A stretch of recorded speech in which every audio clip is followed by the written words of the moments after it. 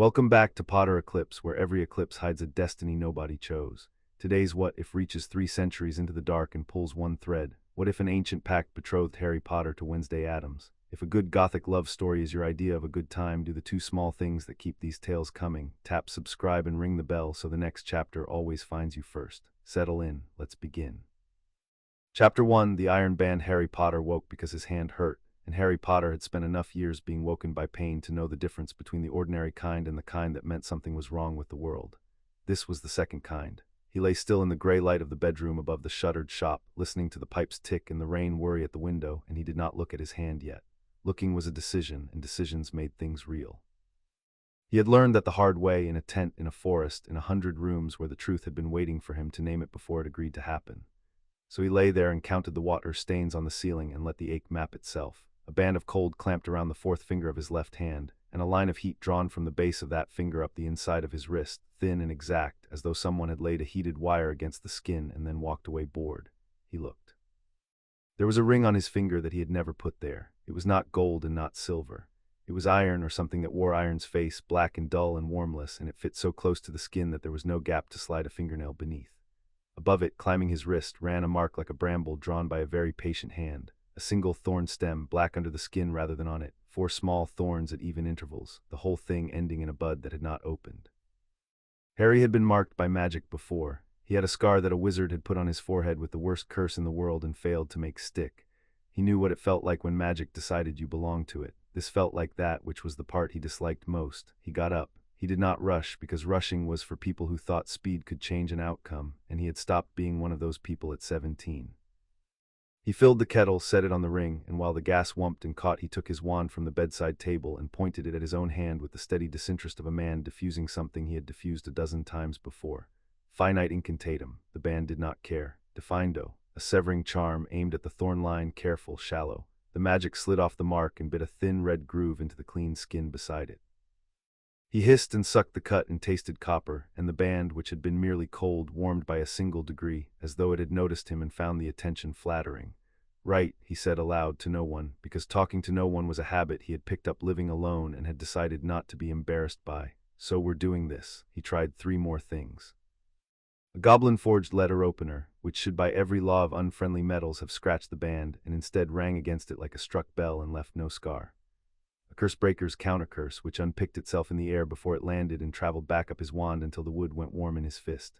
And last, simply pulling, both hands, teeth gritted, the way you pull a ring off a swollen finger, at which the band tightened a fraction so the pulling would understand it was pointless.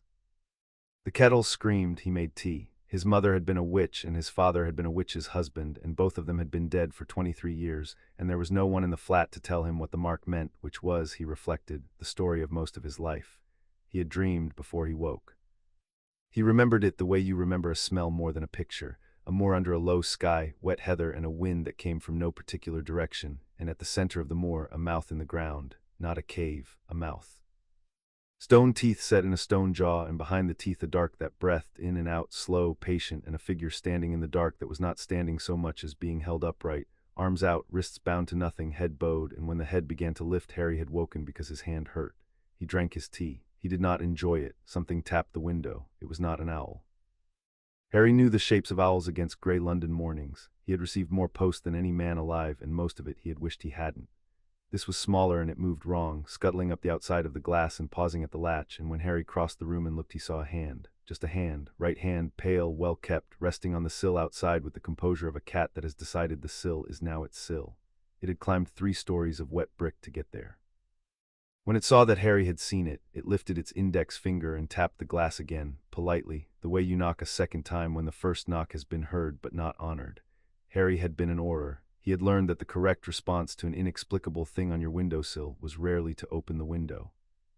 He had also learned that the incorrect response was frequently the more interesting one, and he had left the Aurors in part because he had begun to find that funny rather than frightening, and that had worried the people who signed his forms. He opened the window. The hand came in out of the rain, shook itself like a wet spaniel, and held up, pinched between finger and thumb, a black envelope.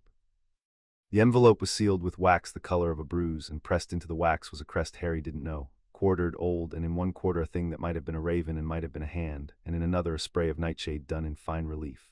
The hand offered the letter with a courtier's flourish, wrist bent, fingers fanned. "Thank you," said Harry, because his aunt had raised him with no love and impeccable manners, and only one of those had stuck. He took the letter. Hand relaxed, folded its fingers into a loose fist, and settled onto the back of the nearest chair with the ease of a guest who intends to see how this plays out. Harry broke the seal. The paper inside was heavy and black, and the ink on it was silver, and it read in a hand that sloped elegant and severe. "Mr. Potter, by now the conquered will have marked you, and you will have spent the morning trying to remove what cannot be removed, which is a reasonable use of a morning and a poor use of a wand. You have my sympathy and none of my surprise. You are owed an explanation. You will not enjoy it. I have found that the things one is owed and the things one enjoys keep separate accounts. Come to Thornmoor. The house has been expecting a Potter for 311 years and has grown, I confess, a little impatient. Thing will show you the way. He is discreet and he does not eat much. My condolences on the engagement. Morticia Addams." Harry read it twice. Then he looked at the hand, which had at some point produced a small notebook from somewhere it had no business keeping a notebook, and appeared to be taking notes on him. "Your thing," said Harry. The hand gave him a thumbs up without looking up from its notebook. "There's an engagement." The hand tipped side to side in the air, sort of more or less. "It's complicated. To whom?" Thing closed the notebook, tucked it away, and with the delicacy of a maitre d', declining to comment on a customer's choice of wine, patted the back of Harry's marked hand once gently and pointed at the ring. Then it climbed back onto the windowsill, gestured at the rain and the gray in the general direction of somewhere north, and waited palm up in the universal posture of a creature offering a lift. "I have to go to Gringotts first," Harry said. Thing considered this. Then it produced the notebook again, wrote something, tore out the page, and handed it over. The page said in a blocky, deliberate print, "They sent for you too. We know, we always know." And beneath it, smaller as a courtesy, "The goblins are slower than us." Harry decided on the whole that he believed this.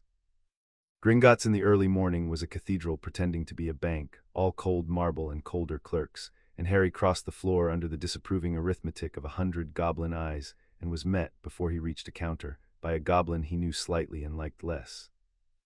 Grishnak of the Department of Ancestral Instruments, who managed the accounts of families too old and too odd to be trusted to ordinary tellers, and who had the particular sourness of a creature who spends his days handling other people's inheritances and is permitted to keep none of them.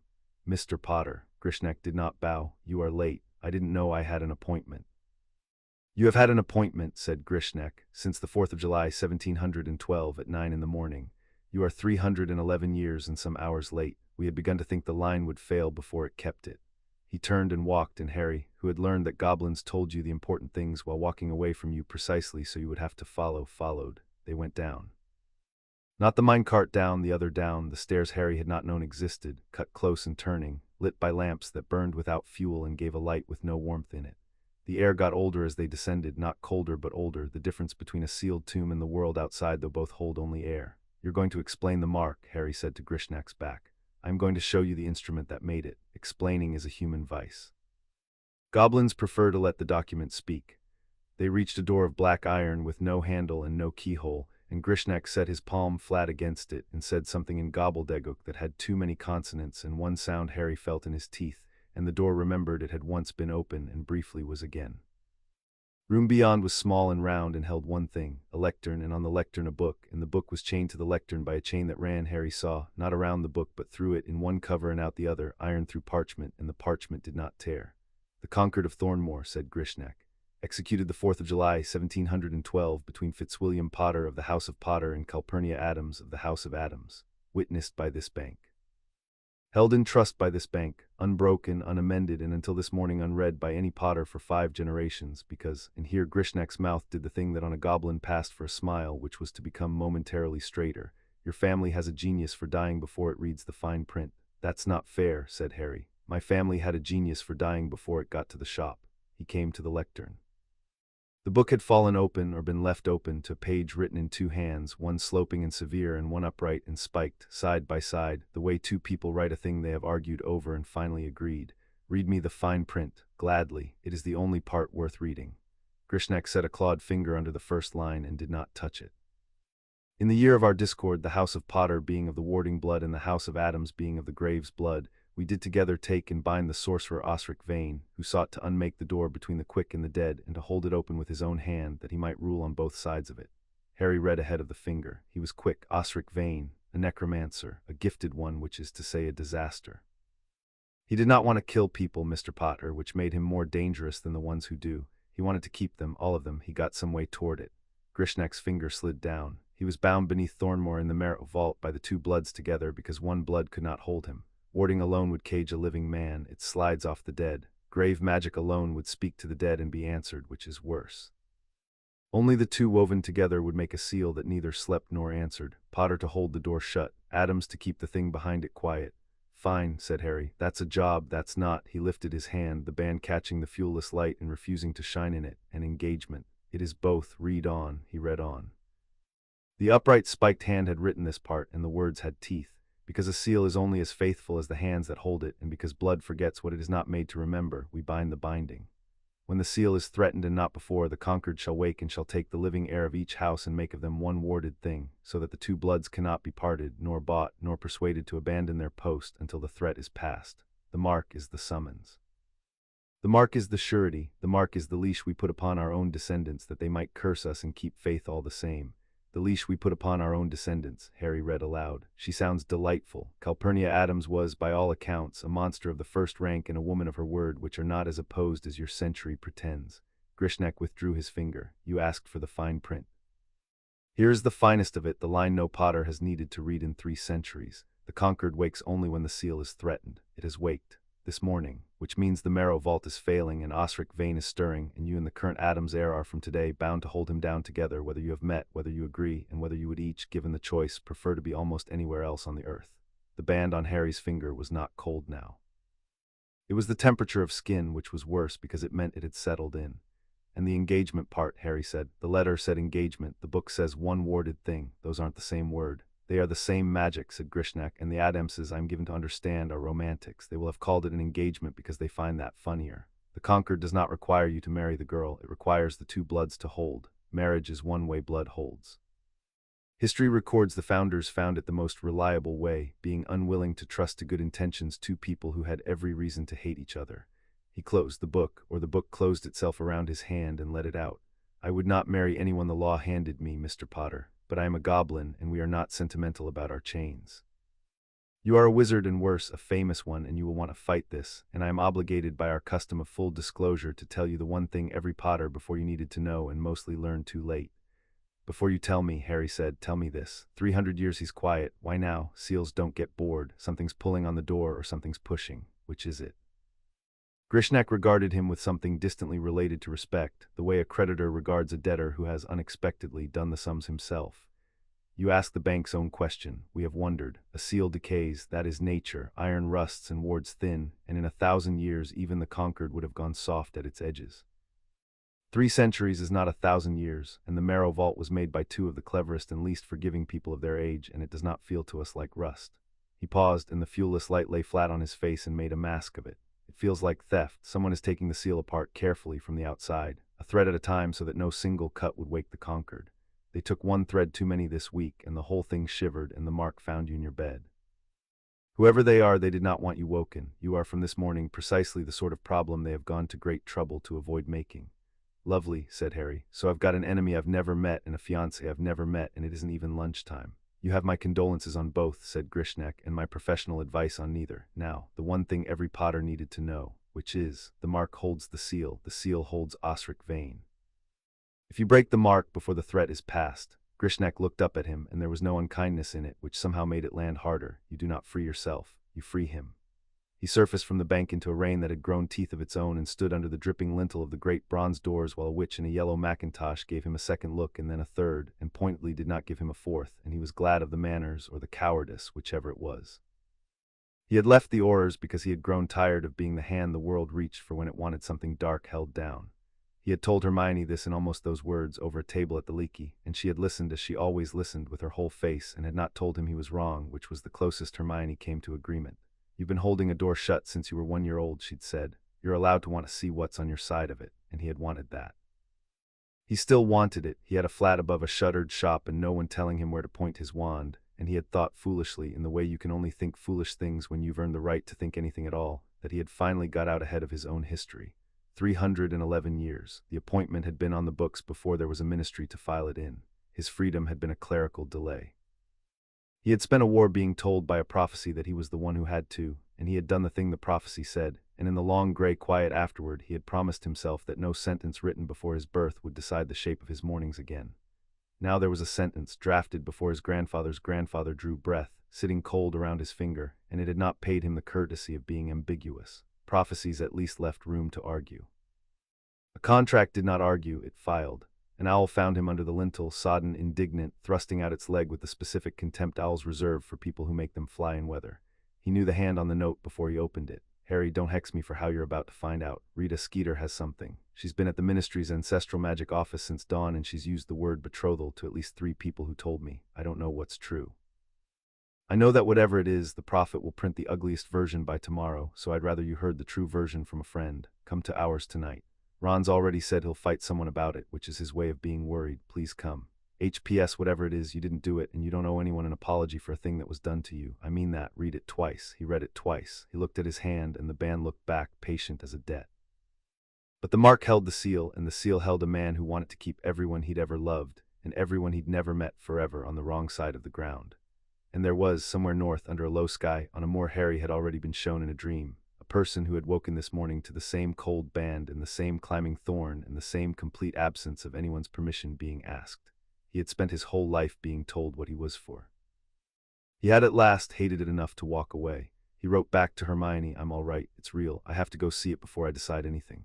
Don't let Ron fight the newspaper, it always wins, and gave the owl a treat it did not deserve and a scratch it did, and then he stepped out into the rain and lifted his marked hand, and a wet, pale hand that had been waiting on the head of a nearby gargoyle for over an hour scuttled down to meet it. Thornmoor, said Harry, show me the way. Thing pointed north, and after a moment's thought offered a small square of card on which it had written in the meantime, evidently to pass the time, SHE hates you already, it's going very well. 300 miles north and some hours earlier, Wednesday Addams had woken not because her hand hurt, but because it did not. She lay in the black-hung bed in the tower room at Thornmoor and observed the ache as she observed everything, from a cool, practiced distance, with a notebook already open in her mind. There was a band of iron on her finger and a thorn beneath her skin, and she did not try to remove it, because she had felt it settle in the night and had understood, in the practical way she understood most things, that it was load-bearing before she understood what it bore. Wednesday did not waste effort on doors that had already decided to be walls. She had spent enough of her childhood buried alive by her brother to have developed opinions about which struggles were worth the oxygen. She got up. She dressed in black because she owned nothing else and considered variety a form of dishonesty.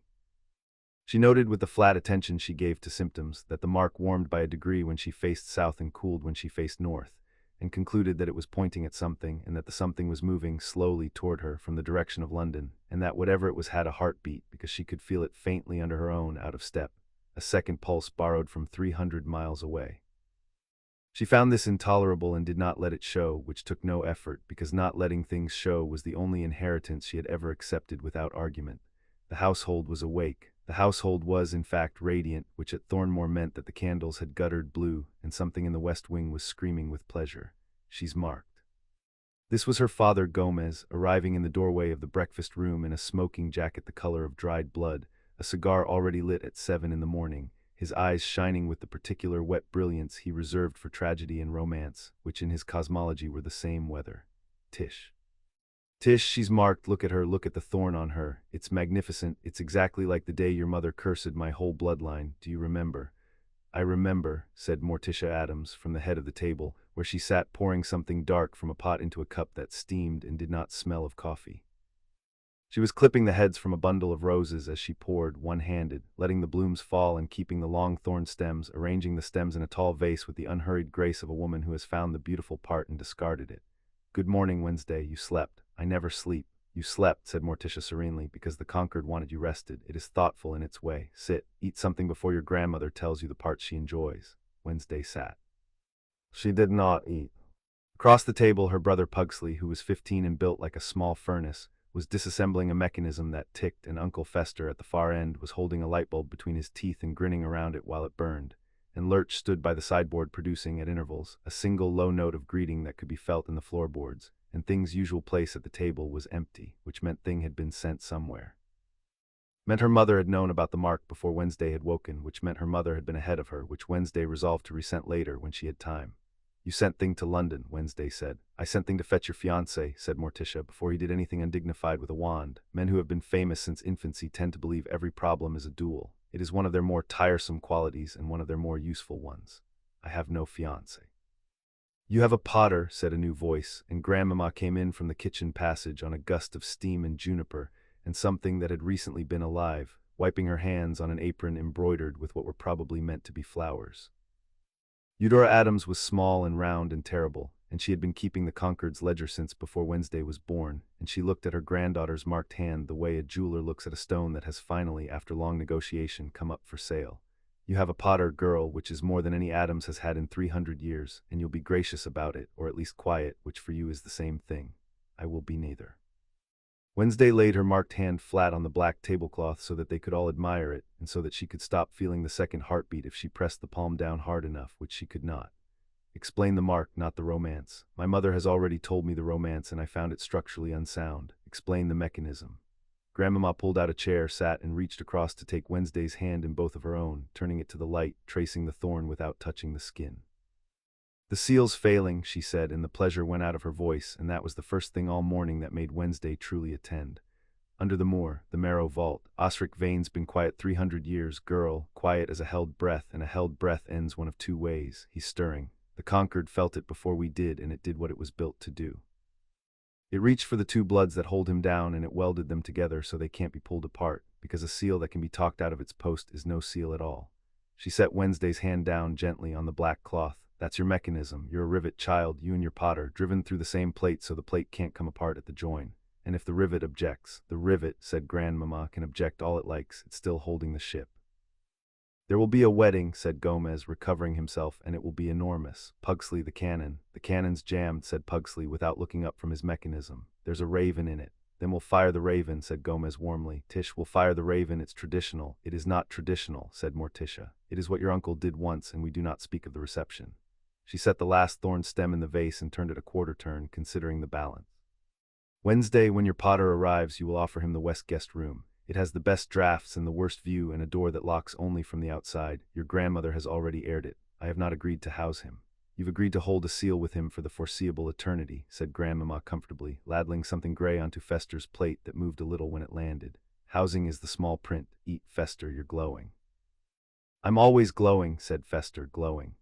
Wednesday watched her family arrange her future across the breakfast things with the fluency of people who had rehearsed it, some of them for centuries, and she understood that the meddling was not going to be a phase. It was going to be the weather. One did not argue with weather. One dressed for it and waited for it to do the single thing weather reliably did, which was to become someone else's trouble further down the valley.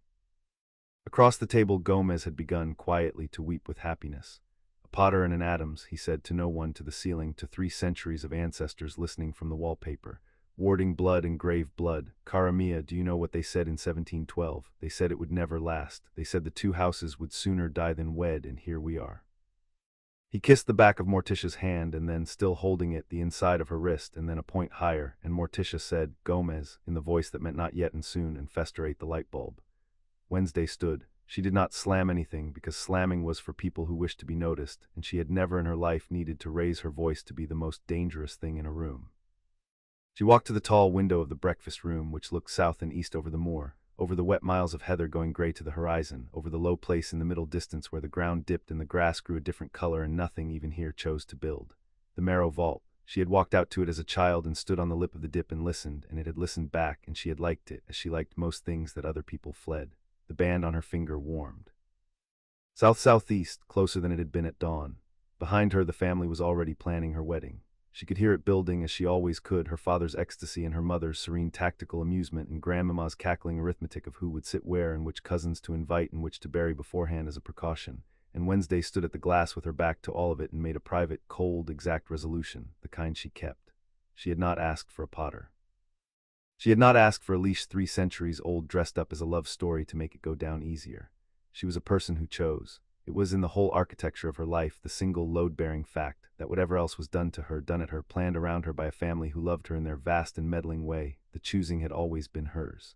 To read what she read, to write what she wrote, to walk out to the mouth in the moor and listen while braver children ran home. No pact executed by 2 dead strangers in a bank got to take that. She would hold the seal.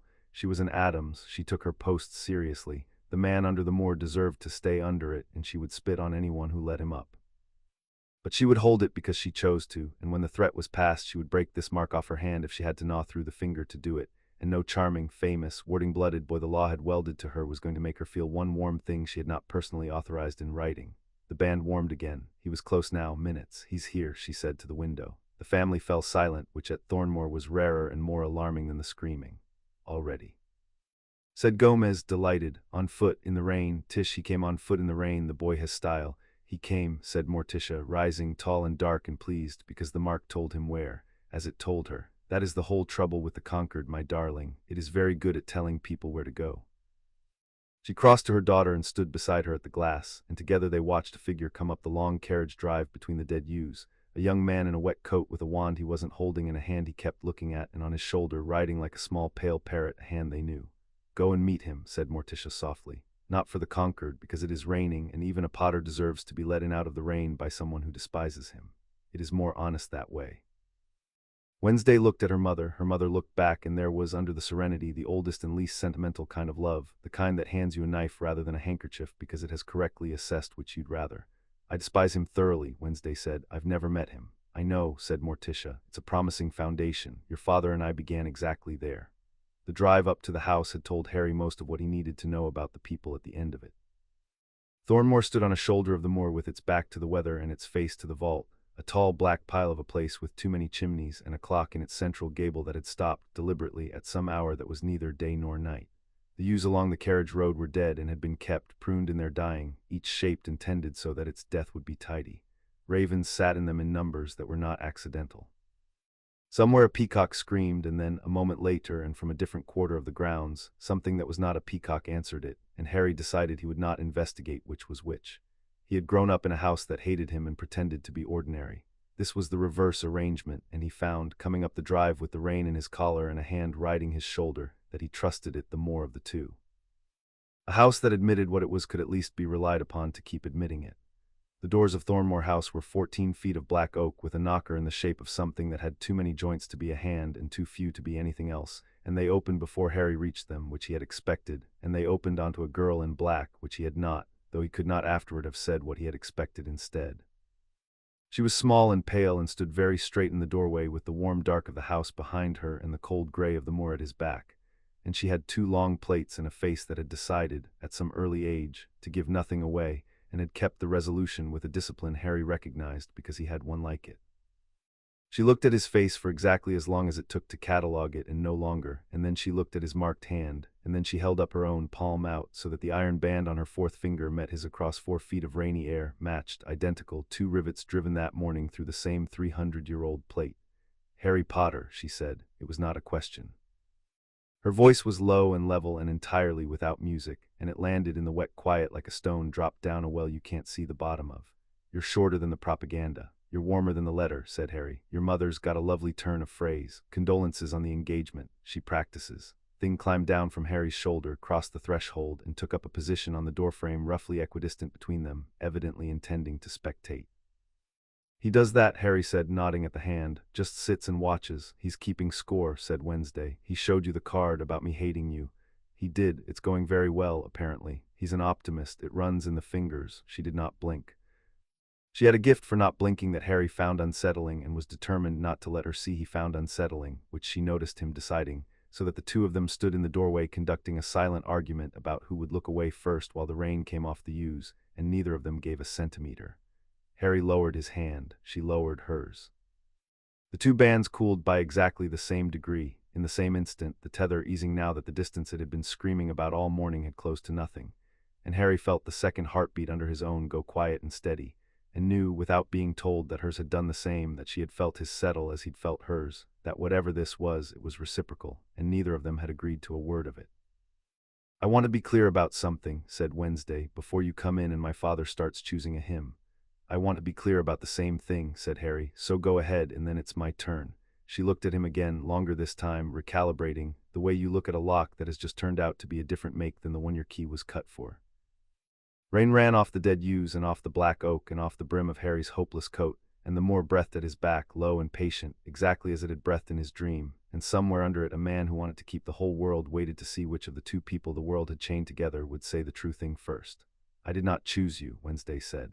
"I will hold the seal because I am an Addams, and we do not let things out of the ground once we have put them there." But I will hold it as a choice mine, made freshly every hour, and not because a document welded my hand to yours. If you mistake the mark for the wedding, Mr. Potter, I will remove the mistake and possibly the hand.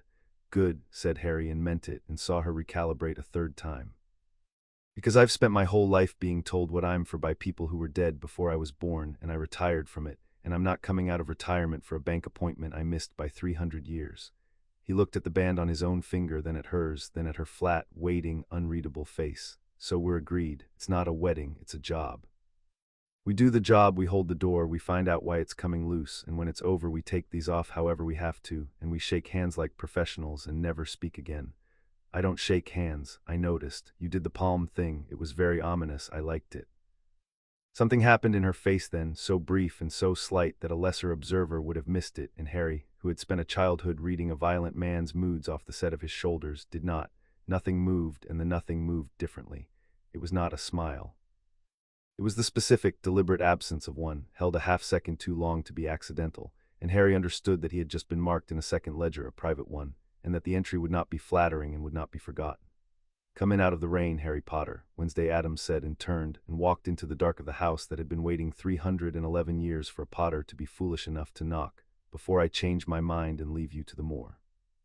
It eats better than we do. Harry wiped his boots because his aunt had raised him with impeccable manners and followed her in. Chapter 1 and Chapter 2. 2 refusals. The inside of Thornmoor House was warmer than Harry had bargained for and colder than it looked, which he would later decide was the truest thing about the whole family. The entrance hall went up 3 stories into a dark the candles didn't try to reach. There were portraits, ranks of them, and the people in the portraits were doing things that people in wizarding portraits did not usually do in front of guests, and Harry kept his eyes at the level of the stairs and was grateful for the training that let him do it without appearing to. A suit of armor stood at the foot of the banister, and as he passed, it turned its head to follow him, and inside the helmet there was nothing at all, and the nothing was interested in him. Potter. The voice came from the top of the stairs and arrived at the bottom of them a good deal faster than the man producing it, who descended the last flight in a single controlled slide down the banister and landed in front of Harry with his arms flung wide and a lit cigar somehow still lit. Harry Potter, in my house, on my stairs, dripping on my floor. Do you know what this is? This is the best day of my life, Tish. Tish, he's here and he's soaked to the bone. Look at him. He came through the storm to us. The boy has the soul of a poet and the sense of a house brick. Gomez Addams, said the man, seizing Harry's marked hand in both of his and shaking it with an enthusiasm that traveled to Harry's shoulder. Father of the woman you are magically obligated to. You have my sword, my cellar, and my complete and permanent sympathy. Say something Latin. Are you Latin? Not especially, said Harry. He's not especially Latin, Gomez informed the hall, thrilled, treating it as a rare and delicate quality. Modesty. Tish, he's modest. We'll have to fix that. No man survives this family modest. A hand came to rest on Gomez's shoulder, and Gomez went still and reverent, and Morticia Addams came down the last stairs the way water finds the bottom of a thing, without apparent effort and with no possibility of being stopped. She was taller than her husband, dressed in a black that drew the candlelight in and kept it, and when she reached the floor she considered Harry from a distance of one polite pace, her head tilted, reading him. You tried to cut it off, she said. It was not an accusation. It had the gentleness of a diagnosis delivered by someone who has seen the disease before and knows it is only humbling, not fatal. This morning, with something goblin-made, you bled a little. I did, said Harry. How everyone does. She turned his hand palm up between her cool fingers and examined the thorn line climbing his wrist, and her touch was clinical and kind and gave nothing away. My daughter did not, which tells you a great deal about my daughter and rather less about you than you would like. Welcome to Thornmoor, Mr. Potter. You will find us meddlesome, romantic, and entirely on the side of the thing you are trying to prevent. We think it would be lovely. You think it would be a catastrophe. Both can be true. Most lovely things are catastrophes that learn to hold still. I'm not planning to hold still, said Harry. No, Morticia agreed, releasing his hand. You have the look of a man who confuses motion with freedom. It is a common ailment among the recently retired. Lurch will show you up. Dinner is at 8. We dress. Lurch showed him up. This took some time because Thornmoor did not believe in corridors that went where you expected and because they were twice interrupted. The first interruption was a boy of about 15, broad as a door, kneeling in the middle of the passage over a brass mechanism that ticked and occasionally emitted a puff of green. He looked up at Harry with frank professional interest, the way one tradesman assesses another. You're the fiancé, he said. I'm Pugsley. Is it true you killed a Dark Lord? It's complicated, said Harry. Everyone says that. Pugsley returned to his mechanism, disappointed. Uncle Fester killed a Dark Lord once. Fell on him, doesn't count, he says, if you weren't aiming. He tightened something, and the green puff became a green jet, and Lurch stepped between it and Harry without breaking stride, took the jet full in the chest, groaned once in a manner that suggested mild indigestion, and continued walking. "Sorry," Pugsley called after them, not sounding it. "That one's for you later. Welcome to the family." The second interruption was Uncle Fester, who was hanging upside down from a light fitting at the turn of the stair with a light bulb glowing between his teeth, apparently for the atmosphere. He removed the bulb, still lit, to address Harry directly, upside down, his eyes shining with the specific benevolence of a man who has never once in his life been told no by a member of his own household. "You're going to try to leave," Fester said, upside down, glowing. "They all do, first week. There's a train from the village twice a day, and it never comes when the Moor doesn't want it to, and the Moor is very fond of us." He put the bulb back in his mouth, considered, took it out again. "I hope you stay. We haven't had a good scandal since the thing with the bishop. Morticia says you're going to be a marvelous scandal."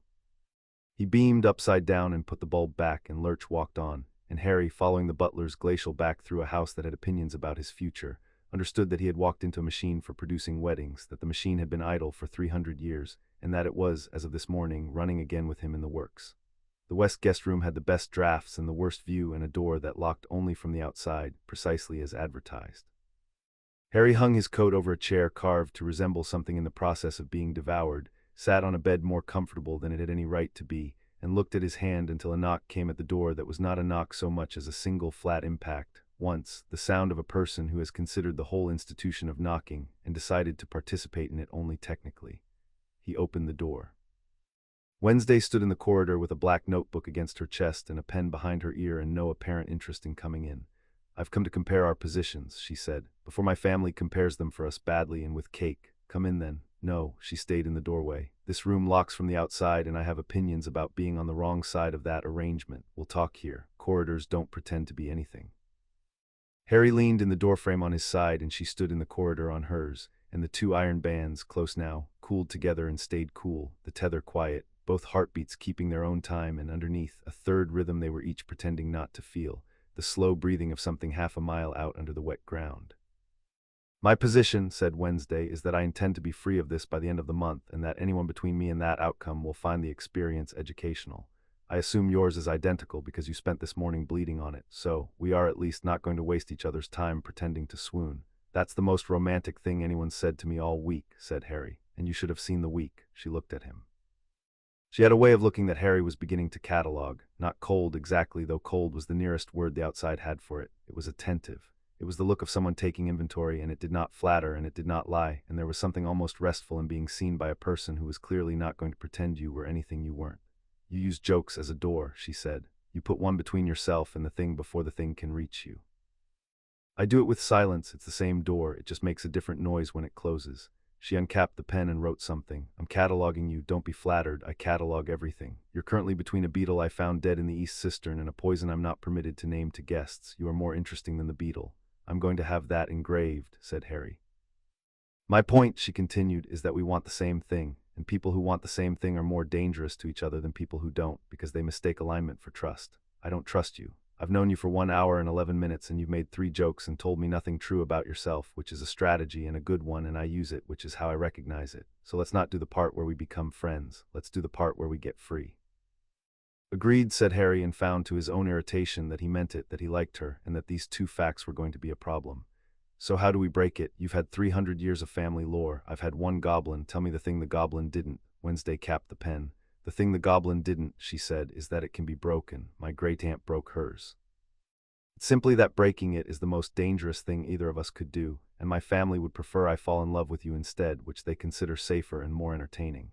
On the entertainment they may be right. Come downstairs before dinner, Mr. Potter. If we're going to do the dangerous thing, we should do it hungry. My grandmother cooks when she's nervous, and she's about to be very nervous, and you don't want to be full when it starts."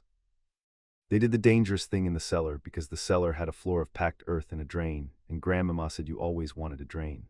Wednesday had not exaggerated the family's reluctance. Grandmama came down the cellar steps carrying a cauldron and a grievance in roughly equal measure, set the cauldron on its iron legs, lit the fire under it with a look rather than a match, and rounded on the two of them with her sleeves already pushed up.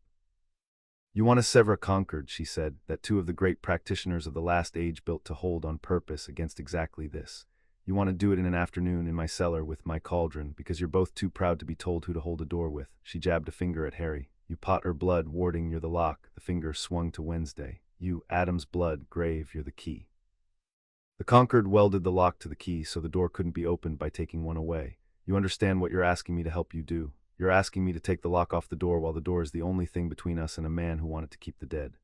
Yes, said Wednesday. Just checking, said Grandmama and cackled and got to work because she was an Addams, and Addamses did not decline a dangerous thing merely because it was a bad idea. Bad ideas in Grandmama's experience were the good ideas that had not yet been given a fair trial. The severing was not a spell. It was a negotiation, and Grandmama explained it while she brewed, the way a person explains a card game to opponents she means to beat, giving them the true rules and none of the tells. The conquered was a living agreement, she said, and living agreements could be argued with if you knew their language, and their language was blood and intent and precedent. Break the mark, the two bound heirs had to stand in the circle and both, in the same moment, and truly won out. Not sulk out, not principle out. Won out in the marrow with nothing held back, no secret hope the other one might be worth staying for. The conquered read intent the way a bloodhound reads a coat. If either of them lied to it, even in a corner of themselves they'd forgotten they kept, it would know and refusing it would tighten. So the two of you had best be very sure you mean it. She ladled the brew into a shallow iron bowl and set it in the center of the drawn circle, and then she straightened, and the humor went out of her, and for a moment she was only old and only frightened, which was more alarming than any cackle. I've watched it fail twice in this cellar on people who thought they meant it and didn't. It doesn't fail quiet. Now get in, both of you, marked hands over the bowl, don't touch, and when I tell you, want it. They got in the circle. The earth was cold through Harry's boots. Wednesday's face gave away nothing, and Harry, an hour into learning to read the nothing, saw that even the nothing was concentrating. They held their marked hands over the bowl, the two iron bands a hand's width apart above the black brew, and the brew went still, and the cellar went still, and half a mile off the ground took a breath and held it. Now, said Grandmama, Harry wanted out. He reached down into himself, and it was there, ready, a lifetime of being told what he was for, a promise made in a gray quiet that no dead stranger's sentence would decide his mornings again, and he gave all of it to the bowl. Honestly, everything. I did not choose this, I will not be chosen for, let me go. The brew boiled. It boiled from cold in an instant, black and violent, and the two iron bands flared white and did not burn, and the thorn lines up their wrists lit like filaments, and half a mile off under the moor, something that had been breathing slow began very fast to wake because the lock and the key had just been offered up to be pulled apart and the door had felt the draft. Harry saw it, not with his eyes. Tether dumped it into him whole, the way a dream drops a city into you between 1 second and the next. The marrow vault, the stone mouth, the dark that breathed, and in the dark the bound figure lifting its head, and this time the head came all the way up, and where the face should have been there was an attention, vast and patient and glad, because the fools above had found the one loose thread in 300 years and were pulling it with both hands. Stop, Wednesday said, and it was not to Grandmama. She had not wanted out. Harry understood it in the same instant the conquered did, in the flood of the tether, the two of them briefly and horribly transparent to each other over the boiling bowl. He had wanted out with everything he had. She had held one thing back, not a hope about him, something colder and more Addams than that. She had looked into the marrow of herself for the pure want of freedom and found, immovable in the way of it, the fact that she would not, whatever it cost, let Osric Vane out of the ground. She could not want the mark gone more than she wanted him kept down. The conquered had read her, read the lie in Harry's completeness beside her incompleteness, and the door had swung a hand's width, and the thing behind it had put its whole attention to the gap. Grandmama appended the cauldron over the bowl. The brew died. The bands cooled from white to black between one heartbeat and the next. 3 miles off the ground let its breath out, slow and disappointed, and settled, and the figure in Harry's borrowed vision lowered its head, and the vision closed. Harry found himself on his knees on the cold earth with his marked hand pressed flat to the floor and Wednesday beside him in the same posture, both of them breathing hard and not looking at each other, and Grandmama standing over them with the empty cauldron, and a look that had gone all the way through anger and out the other side into something quiet. There, said Grandmama, that's what it looks like when you don't mean it. They ended up in the kitchen because the kitchen had a fire and Grandmama would not let them leave until they'd drunk something hot, which turned out to be a broth Harry decided not to ask about, and Wednesday drank without comment, and for a while nobody spoke and the fire cracked and things sat on the dresser watching them with what Harry was starting to read as concern or the finger equivalent. You lied to it, Harry said finally. I did not lie to it. Wednesday held her bowl in both hands and did not drink. I want out now, but I want him to stay down more, and the conquered is a bloodhound, and it caught the second want under the first. That isn't a lie, it's a hierarchy. The conquered doesn't sever hierarchies, it severs on a clean, whole, unanimous no. She set the bowl down. You gave it one, I couldn't, so it read us as split, and split it holds. That's the mechanism. I told you I'd give you the mechanism. You could have told me the mechanism before we boiled a man half out of his grave, said Harry. I could have, you wouldn't have believed me. You've been treating this as an administrative problem with a famous name on it. Now you've felt what's under the moor, and you'll stop trying to file your way out of it, and we can begin." She looked at him, and there was, under the flat attention, something that on anyone else Harry would have called an apology, and on her he decided to call an accounting. "I don't enjoy being right about people at that cost. I enjoy being right, the cost I could have done without." Harry set his own bowl on the hearth and turned it with one finger, watching the fire move in the broth, and asked the question that had been building in him since the vision. "What is he, not the history? You've both given me the history. When it looked at me just now, when it was glad, what am I actually fighting?" Grandmama sat down heavily at the head of the table and reached for the broth herself and drank, and the fright had gone out of her and the teacher had come back, because Addamses did not withhold true things from people who had earned them with a near catastrophe. "Osric Vane," she said, "was not a bad man. I want you both to understand that, because you'll fight him better if you don't flatter yourselves he was a monster. He was a grieving man. He lost a wife and then a daughter in the same bad winter, and he was the greatest necromancer of his age, and he could hear them. That's the part people forget. He could actually hear them through the door between the quick and the dead, calling the way you hear someone through a wall. And he decided he would not stand for a universe that put a wall there. He was going to take the door off its hinges, not to raise an army, not to rule. It is family back, and everyone's family, all the dead all at once forever, whether the living wanted their dead back or not." "That's worse than an army," said Wednesday flatly, and it was not a question, and Harry saw that she had known this part her whole life and had thought about it a great deal. "Much worse," Grandmama drank. "A man who wants power you can bargain with. A man who wants to save everyone will burn the world to do it and thank you for the firewood. Osric isn't cruel, children. He's kind in one direction so completely that he can't see it's the cruelest thing anyone ever tried. That's what looked at you in the cellar and was glad, not a devil, a father reaching." "And your ancestor stopped him," Harry said, "and mine, Fitzwilliam Potter and Calpurnia Addams, who hated each other incidentally in case you were shopping for a happy precedent." Grandmama's mouth went wry. "He was ministry, or the thing they had before the ministry, all rules and wards in the proper way. She was Addams, all grave and instinct in the improper way, which is usually the way that works. They spent the whole campaign arguing about method, and only won because in the end each did the one thing the other couldn't. Fitzwilliam built the cage, the warding, the lock, the thing that keeps a living will from wriggling out. And Calpurnia went down into the dark and spoke to the dead Osric had gathered at the door and sent them home, all of them, and shut the door in his face and held it, will against will, until Fitzwilliam's lock caught. Neither could have done it alone. That's the whole point of you two, and you've just proved you understand it in your bones, because you couldn't even want to separate without nearly dropping the door." "Method," Wednesday said. She had gone still, the stillness she used for thinking rather than the stillness she used for menace, and Harry was learning the difference. "You keep coming back to method. Warding alone cages a living man and slides off the dead. Grave magic alone speaks to the dead and gets answered, which is worse. It takes both. Woven, or the seal is only half a seal." She looked at Harry. "That's not just history, that's a weakness. If someone wanted to break the seal, they wouldn't attack the whole thing. They'd attack one blood's half of it and let the other half fail on its own for lack of a partner. Warding without grave, or grave without warding, undo one weave and the other unravels. Which is why the conquered welds the two airs together the moment it's threatened," Harry said, following her, the two of them building it between them faster than Grandmama could have laid it out, sentence handing to sentence. "It's not romance, it's redundancy. It drags both bloods to the post at once so an enemy can't isolate one and pick it off." "Redundancy," Wednesday agreed. "The least romantic word in the language. I'm going to enjoy using it on my father." She turned back to her grandmother. "You said the seal is failing. You've said failing 3 times, not weakening. Those are different words. What did you see?" Grandmama looked at her granddaughter a long moment, then got up, went to a drawer, and took out something wrapped in black cloth and unwrapped it on the table between them. It was a bird, a raven, dead, and Harry had seen a great many dead things and had never seen one dead like this. It was not decayed. It was the opposite of decayed, preserved perfectly, mid-motion, wings half spread, eye bright and cold and wrong, and when Grandmama nudged it with a finger it did not have the give of a dead thing. "Pugsley found 6 on the moor this week," she said quietly. "All facing the vault, all like this, not dead the way things die, dead the way things are kept. That's Osric's hand, children, reaching up through a seal that's meant to be airtight and catching birds and keeping them because he's out of practice and the birds are what's near." She wrapped the raven back in its cloth. "The seal isn't tired I could mend, something is cutting it, from above, from outside. Someone is standing on my moor on Addams' land and unpicking 300 years of the finest work 2 families ever did, one thread at a time, and I have not caught them at it, and I am very good at catching people, and that frightens me more than the raven does." The fire cracked. The thing had come down off the dresser and rested on the table near the wrapped bird, its fingers curled inward still. "So it's a person," said Harry. "It's a person," said Grandmama. "The dead don't cut seals from. Only the living are that impatient."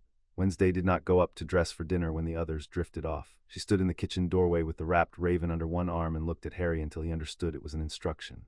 "Come," she said. "You've met the woman who signed you away. You should meet the one who wrote the clause." She took him not to the tower, but to a narrow room off the gallery that smelled of tallow and old paper, where a single portrait hung between two shuttered windows. She lit the one candle beneath it with a match, which surprised him, because he had assumed no one in this house stooped to matches. "We don't like Calpurnia with magic," Wednesday said, following the thought off his face with an accuracy he was learning to expect. "She disapproves. She thinks a woman who needs a wand to make a flame has surrendered something. My grandmother agrees with her. I think they're both showing off." Calpurnia Addams looked down out of 300 years of varnish with Wednesday's exact stillness and none of her youth. She had been painted in the act of writing, quill in hand, a document open before her, and the painter had caught her glancing up from the page at whoever came in, pen still down mid-word, the interruption noted and clearly to be answered later. "She hated your ancestor," Wednesday said. "You know that part. What the family doesn't say at dinner is that she hated him because he was right. Fitzwilliam Potter told her the seal would need both bloods forever, and that neither house could be trusted to remember, and that the only honest thing to do was to bind their descendants against their own future stupidity. She thought it tyranny. She wrote a great deal about how it was tyranny." Wednesday looked up at the painted woman. "And then she signed it because he was right, and being right is the one thing my family has never been able to forgive in an enemy."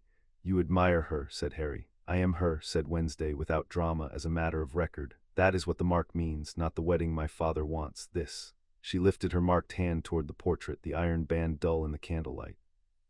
She reached 300 years down the line and put her hand over mine and said, "Hold the door, girl, whatever it costs you, and don't you dare enjoy the boy. I intend to keep exactly half of that instruction."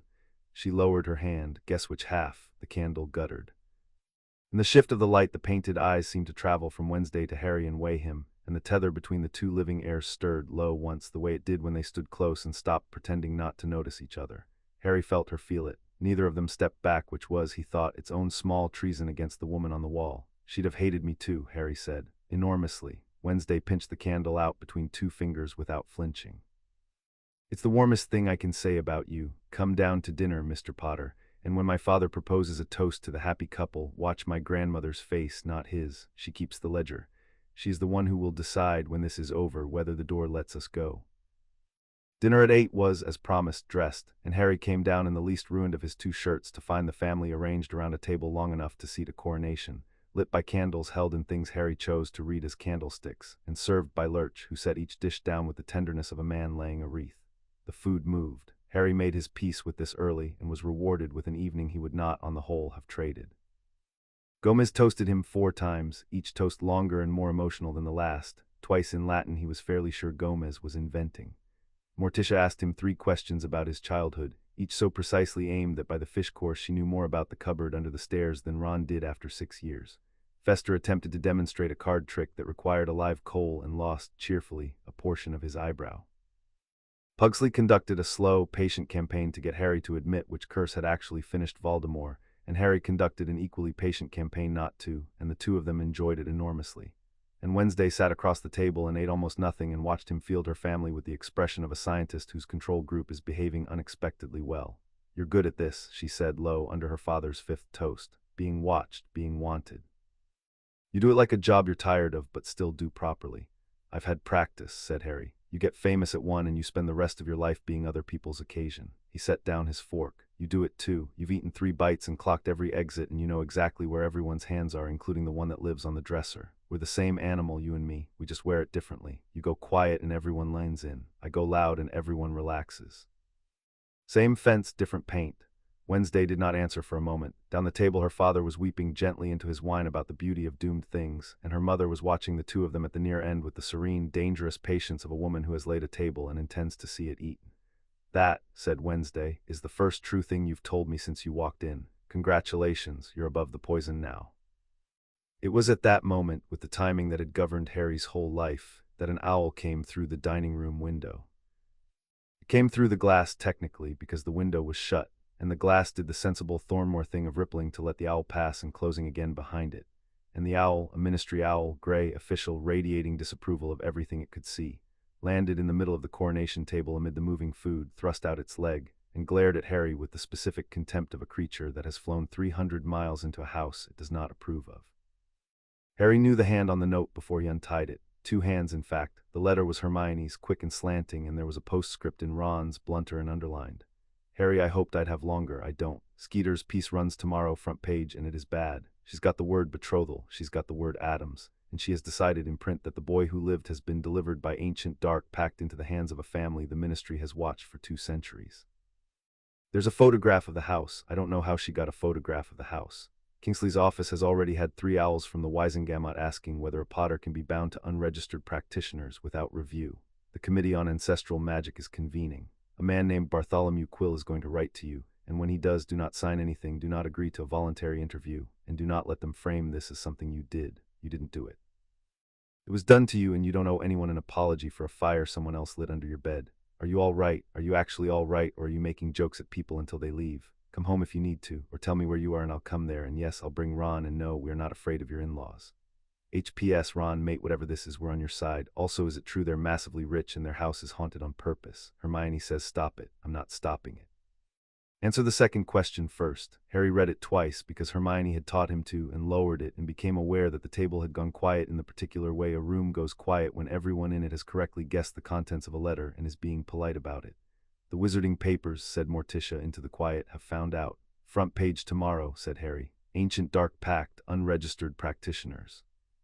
A photograph of your house that nobody should have been able to take. Gomez set down his wine. Something happened at the table that Harry felt before he understood it. The candles steadied, the moving food stopped moving, and every Addams at the coronation table turned without hurry to look at him. And for the first time he saw the thing under the meddling, the thing that had let this family survive 2 centuries of being watched, and it was not fear, and it was not shame, and it looked out of Wednesday's face and Morticia's, and even briefly out of Fester's, the same expression worn 6 ways. Let me be certain I understand, said Morticia, and her voice had lost none of its music and all of its softness. Someone has photographed our home without our leave to sell our daughter's private circumstance to a newspaper, and a committee of strangers proposes to convene and decide whether our family is fit to be bound to yours. She lifted her wine again and considered the candlelight through it. How wonderful. We were worried this might be dull. Gomez, darling, write to the cousins.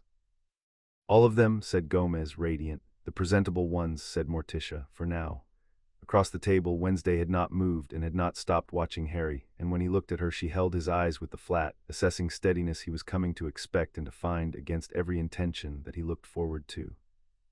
Under the table, unseen, thing crept the length of it, retrieved the ministry owl's dropped feather, and presented it to Harry with a formal bow of the wrist, as a knight presents a fallen banner or as a family adopts a soldier. Welcome to the scandal, Mr. Potter, Wednesday said. You'll find we're rather good at them. It's the one part of a wedding we actually enjoy.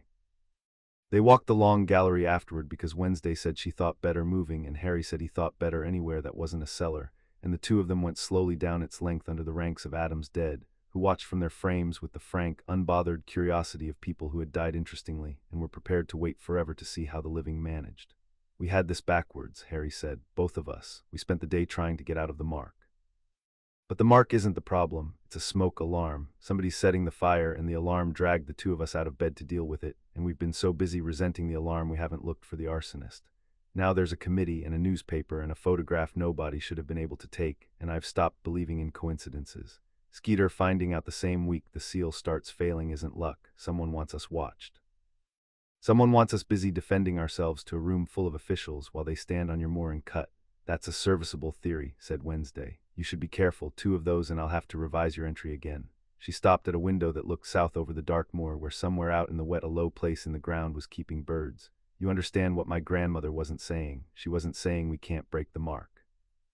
She was saying we can't break it while the seal is threatened, because breaking the lock while someone's already picking it doesn't free us. It frees him. The break only works clean when there's nothing behind the door pushing. So we can't get out until the threat's gone, Harry said, following it, and the threat's a person. So the fastest way for both of us to be free of each other is to find whoever's cutting the seal and stop them. Not fight the mark, fight the arsonist.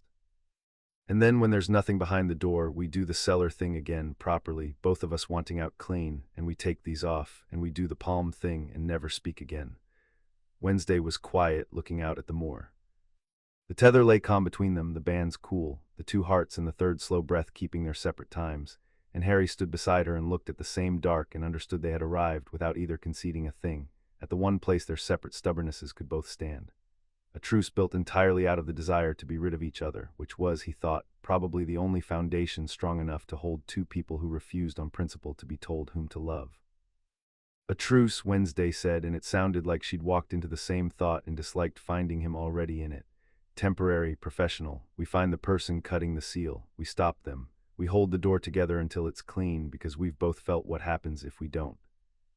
And then we sever the mark properly, and you go back to your flat above your shop, and I go back to my work, and neither of us ever refers to the other as a fiancé in speech or in writing, on pain of the poison I'm not permitted to name to guests. Deal, said Harry. He almost put his hand out, remembered, turned the gesture into holding it palm up between them instead, the iron bands level, the way they'd met in the doorway that morning. Palm thing, she considered his palm. She considered him. Down the gallery, the Addams dead leaned very slightly forward in their frames all at once, a whole family of the deceased sensing a moment and refusing, for once in their afterlives, to look away. Wednesday lifted her marked hand and set her palm a hair's breadth from his, not touching the two iron bands close enough that the tether hummed once low, a single note neither of them acknowledged and both of them heard. Palm thing, she agreed. Don't make it mean anything. It's a handshake for people who don't shake hands. It's the least romantic thing in this house, which in this house is an achievement, and I intend to keep it that way. Wouldn't dream of it, said Harry. Down the gallery, unseen by either of them, Thing gave a discreet thumbs-up to a portrait of Calpurnia Addams, and the portrait, 311 years dead and still the most dangerous woman in the room, inclined her painted head the barest degree, and settled back to watch her warranty come due. Chapter 2 and Chapter 3. The Marrow Vault morning at Thornmoor arrived the way a verdict arrives, without hurry and without appeal, and Harry came down to it to find the family had already decided how he was to be armed. They were assembled in the gun room, which was not a room for guns, though it contained several, arranged among the crossbows and the man-traps, and one item under a dust sheet that the sheet did not entirely cover, and that Harry chose not to lift. Gomez stood at the center of it in his shirt-sleeves with a rapier in each hand, and when Harry came in he threw one of them hilt first and hard across the length of the room, and Harry caught it without thinking which was the point, and Gomez wept. Reflexes, Gomez said to Morticia, to the ceiling, to the ancestors. Tish, did you see it? He didn't even flinch. The boy has murder in the wrist and doesn't know it yet. Take the sword, Harry. You'll want steel out there. The vault doesn't respect a wand. A wand is a request. Steel is a statement. I have a wand, said Harry. You have a request, said Gomez, not unkindly, and set the second rapier on the table between them, and clapped Harry once on both shoulders with the grip of a man who had already, in the private cathedral of his heart, given away his only daughter and was determined to enjoy every minute of the giving. Grandmamma was less romantic about it. She came round the table with a satchel and began putting things into Harry's coat pockets without asking, naming each as it went. Salt, for the kept dead, who did not care about most things but cared about salt. Iron filings, for the same reason a moth cares about the difference between a lamp and the moon. A twist of paper she called graveyard bindweed, and told him not to open unless he wished to find out what it did, which he took to mean that even she was not entirely sure. Then she took his marked hand and turned it over and pressed her thumb to the iron band, and it warmed under her thumb, and she nodded, satisfied. The mark'll pull toward my granddaughter if you're separated, she said. Trust it before you trust your eyes. Out on the moor your eyes will lie to you and the mark won't. That's the whole use of being welded to someone. You always know where they are. And if I don't want to know where she is, said Harry. Then you married the wrong family, said Grandmamma, and cackled, and Harry did not correct the verb, because he had learned already that correcting the Addamses on the subject of the wedding only encouraged them. The way of fire is encouraged by being told it is out. Pugsley appeared in the gun-room doorway with his brass mechanism under one arm and assessed the provisioning with a professional's disappointment. You're not giving him the good stuff, he told his grandmother. Give him the good stuff. If he dies out there before the wedding, Mother will be insufferable for a month. He is not dying before the wedding, said Grandmamma. He isn't dying at all if he does as he's told, which he won't, because he's a potter and potters treat instructions as a starting position for negotiation. She buttoned the last twist of paper into Harry's pocket and patted it. But he might die a little. That builds character.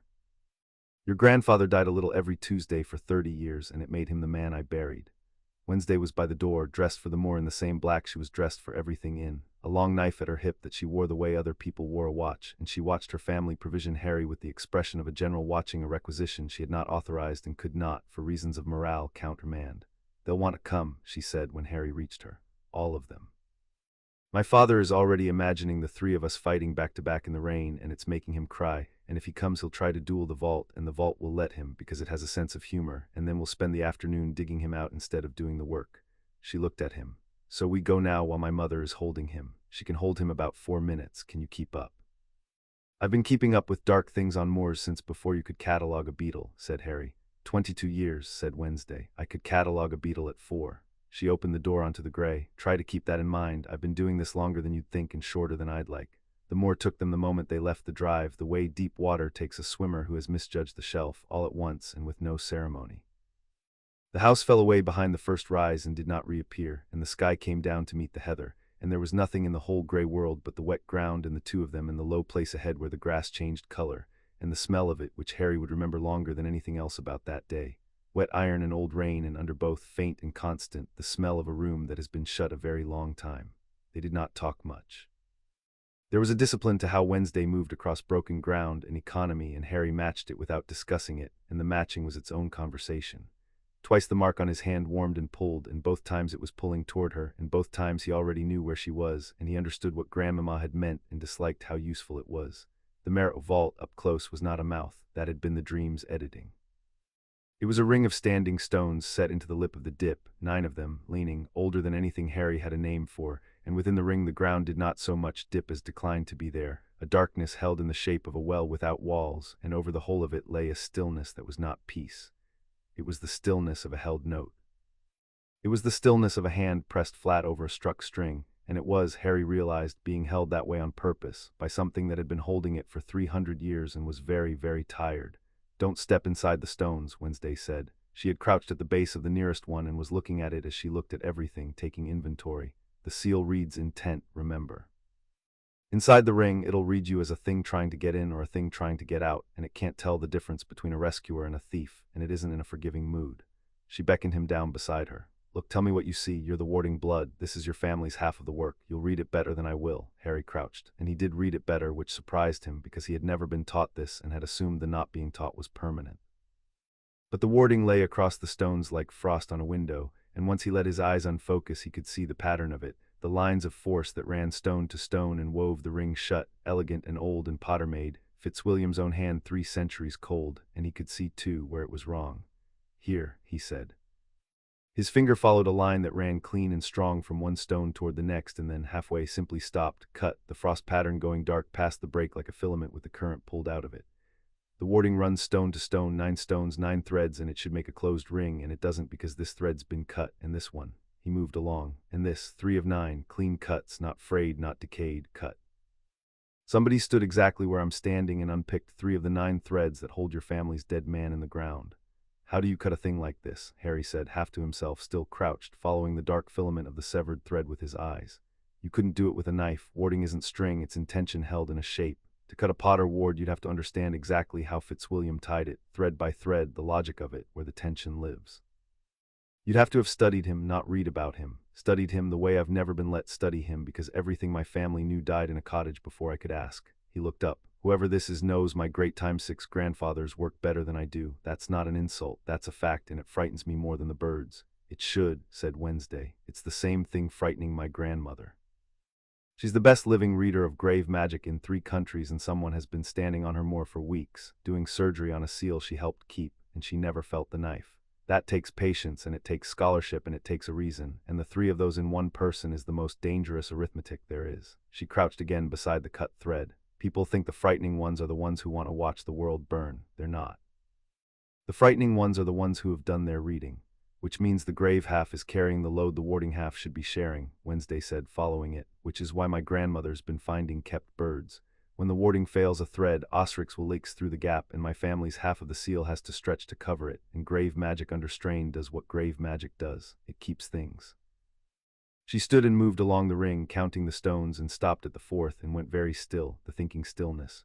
"Harry, come and look at this and tell me it's what I think it is." He came. At the base of the 4th stone, pressed into the wet peat and somehow dried despite it, sat a disc of wax the color of old bone, and stamped into the wax was a mark, and the mark was not the Addams crest and not the Potter arms.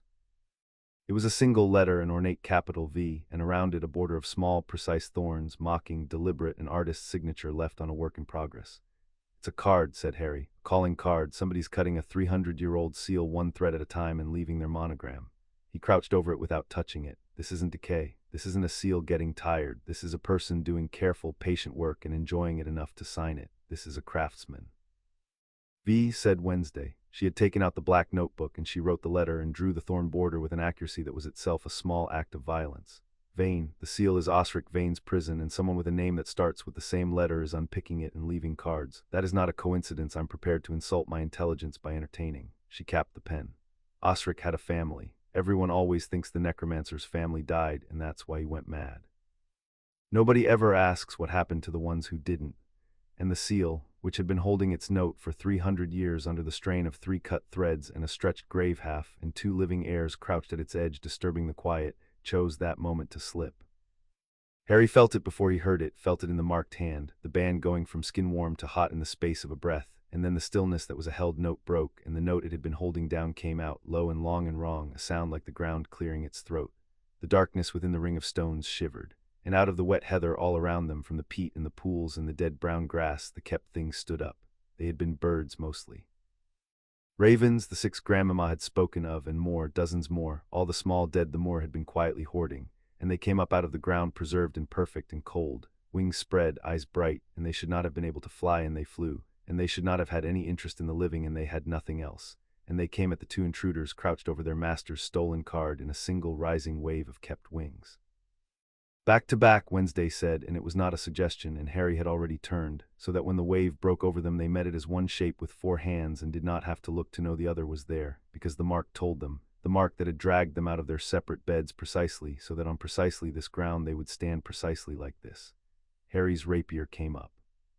He had said he had a wand, and Gomez had said he had a request, and the vault did not respect requests, and so it was steel that met the first of the kept ravens. Steel threw a wing that should have been rotted to nothing and was instead cold and hard as a struck flint, and the raven came apart into salt white dust and did not get up, and Harry understood, in the way you understand things in a fight, all at once and with the body, that grandmama's provisions had not been sentimental. The salt in his pocket, the iron in his coat. He flung a fistful of the salt into the next wave, and the kept things flinched from it, and Wednesday's knife moved beside him in a discipline he could feel through his shoulder blades, spare and unhurried, no motion wasted. A person who had been doing this longer than he'd think and shorter than she'd like, and the 2 of them held the ground at the edge of the ring, while the moor's whole stolen congregation came apart against them into drifting white. It should have been enough. It was not enough, because the ravens were the choir and not the sermon, and the thing that had truly been kept, the thing 3 cut threads had let leak up and grave magic under strain had wrapped and preserved and made a body for, rose last out of the dark within the stones, and stepped over the line the seal could no longer entirely hold. It had been a man once. Wore the shape of one tall in the ruin of clothes 3 centuries out of date, and it moved with the terrible patience Harry had felt in the dream, and where its face should have been there was the same vast glad attention, and it looked at the 2 of them with the whole of that attention, and it was not the raven's hunger. It was worse. It was recognition. It knew the 2 bloods that had bound it. It had been waiting 300 years to see them again. That's not Osric, Wednesday said, low, fast, her knife up. Osric still in the vault, still bound, still under. This is a piece of him, a finger of the hand. He's reaching a piece of himself up through the gaps to test us. She did not step back, which means he's testing the 2 things that can bind him, which means we do not run, because you do not run from a thing that has come to learn whether you'll run. We hold, Harry. We hold and we hurt it, and we teach it that the 2 bloods still bite. It came at them, and it was fast in the way patient things are fast when they finally decide to move, and Harry met it with steel, and the steel went through the ruin of its coat and found nothing under, no give, no body, only more of the terrible glad attention, and the rapier came out cold to the hilt and rhymed white. It reached for Wednesday. She was already moving, low, inside its reach, her knife opening a line across the place a throat should be, and the thing did not bleed because it had nothing to blade, and it closed one gray hand around her wrist, the knife wrist, and began, without hurry, to lift her off her feet. Harry felt it in the mark before he saw it. The band on his hand went from hot to searing, and under his own pulse the borrowed second pulse spiked, hers, fast and furious and unafraid and in trouble, and he did not decide to move so much as discover he had already moved, the whole length of the ring, salt already in his fist. He drove the fistful of it into the thing's face at the range of a handspan, and the kept thing recoiled from the salt the way the ravens had, its grip loosening for the half-second Wednesday needed, and she twisted in its hand with the economy he was coming to expect, planted a boot on its chest and tore free, and landed in a crouch beside him. And neither of them said anything about the fact that he had crossed 9 standing stones worth of ground in the time it takes a person to be afraid for someone. It grabbed the knife hand, she said, on her feet again, which means it's clever. It went for the weapon, not the throat, Osric's teaching it, or Osric's remembering how to teach. Her breath was fast, and she let him hear it, because there was no point hiding a pulse from a man who wore it on his own wrist. We can't out-hurt it. It doesn't keep score in blood. We have to out-argue it, and the only argument it has to answer is the one the seal makes. Yours and mine, together or not at all. Warding and grave, Harry said, that's the whole point of us. Right, said Wednesday, and for the first time there was something under the flatness that Harry decided later to call approval and did not tell her he'd seen. He did the thing he had never been taught and had read across the stones a quarter of an hour before. He put his marked hand flat to the nearest standing stone and gave the cut warding threads the only thing warding wanted, which was a living will to run through them, his own, and the frost pattern woke where he touched it and ran, stone to stone, jumping the cuts because he was jumping them for it, closing the ring by main force through his own hand, and the darkness within the stones was suddenly bounded again, held a well with walls. And the piece of osric that had stepped over the line was caught half in and half out, with the seal closing on it like a door on a hand, and Wednesday did the thing she had been born to.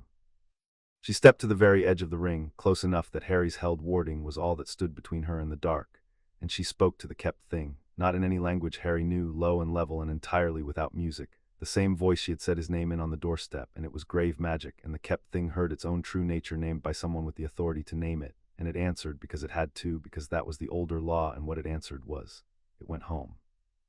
It came apart not into salt like the ravens, but into a long exhalation of cold that drew back down through the closing gap into the dark where the rest of Osric waited, and the seal shut behind it, and the note came back, the held note, the hand flat on the string, and the moor was only a moor again, gray and wet and littered with drifting white that had been birds. Harry took his hand off the stone. The frost pattern held for a moment on his own will, and then, as the older warding remembered its shape and took the load back, eased off his hand and back into the stones, and he stood there breathing hard with a rapier full of salt dust and looked at the ring, 3 of 9 threads still cut, still leaking, the work of an afternoon undone but not repaired, a stopgap and not a mend. "We didn't fix it," he said. "No," said Wednesday. "We reminded it, that's different, and for today it's enough." She was breathing hard too, though she'd have died before she showed it to anyone but him, and she couldn't help showing it to him, because the mark told him her pulse the way it told her his. "You held the ring, with your hand, that should not have worked. Fitzwilliam's warding hasn't answered a living Potter in 300 years, and it answered you like you'd been away a weekend." She looked at him, recalibrating, the 4th or 5th time she'd done it since the doorstep, and each time the number he'd risen to went up. "You're better at this than you have any right to be, given that nobody taught you and you've spent a year pretending you'd quit." "So are you," said Harry. "Better than you let on. You talked it home. You didn't fight it. You just told it what it was and it listened." "Everything listens," said Wednesday, "if you know its real name and you're not afraid to use it. That's the whole of grave magic, it's mostly manners." She bent and picked up something from the peat, and Harry saw that it was his, the twist of graveyard bindweed Grandmama had told him not to open, fallen from his coat in the fight, and she held it out to him on her flat palm without comment, the least romantic transaction in the world, a person returning a dropped thing to its owner. He took it.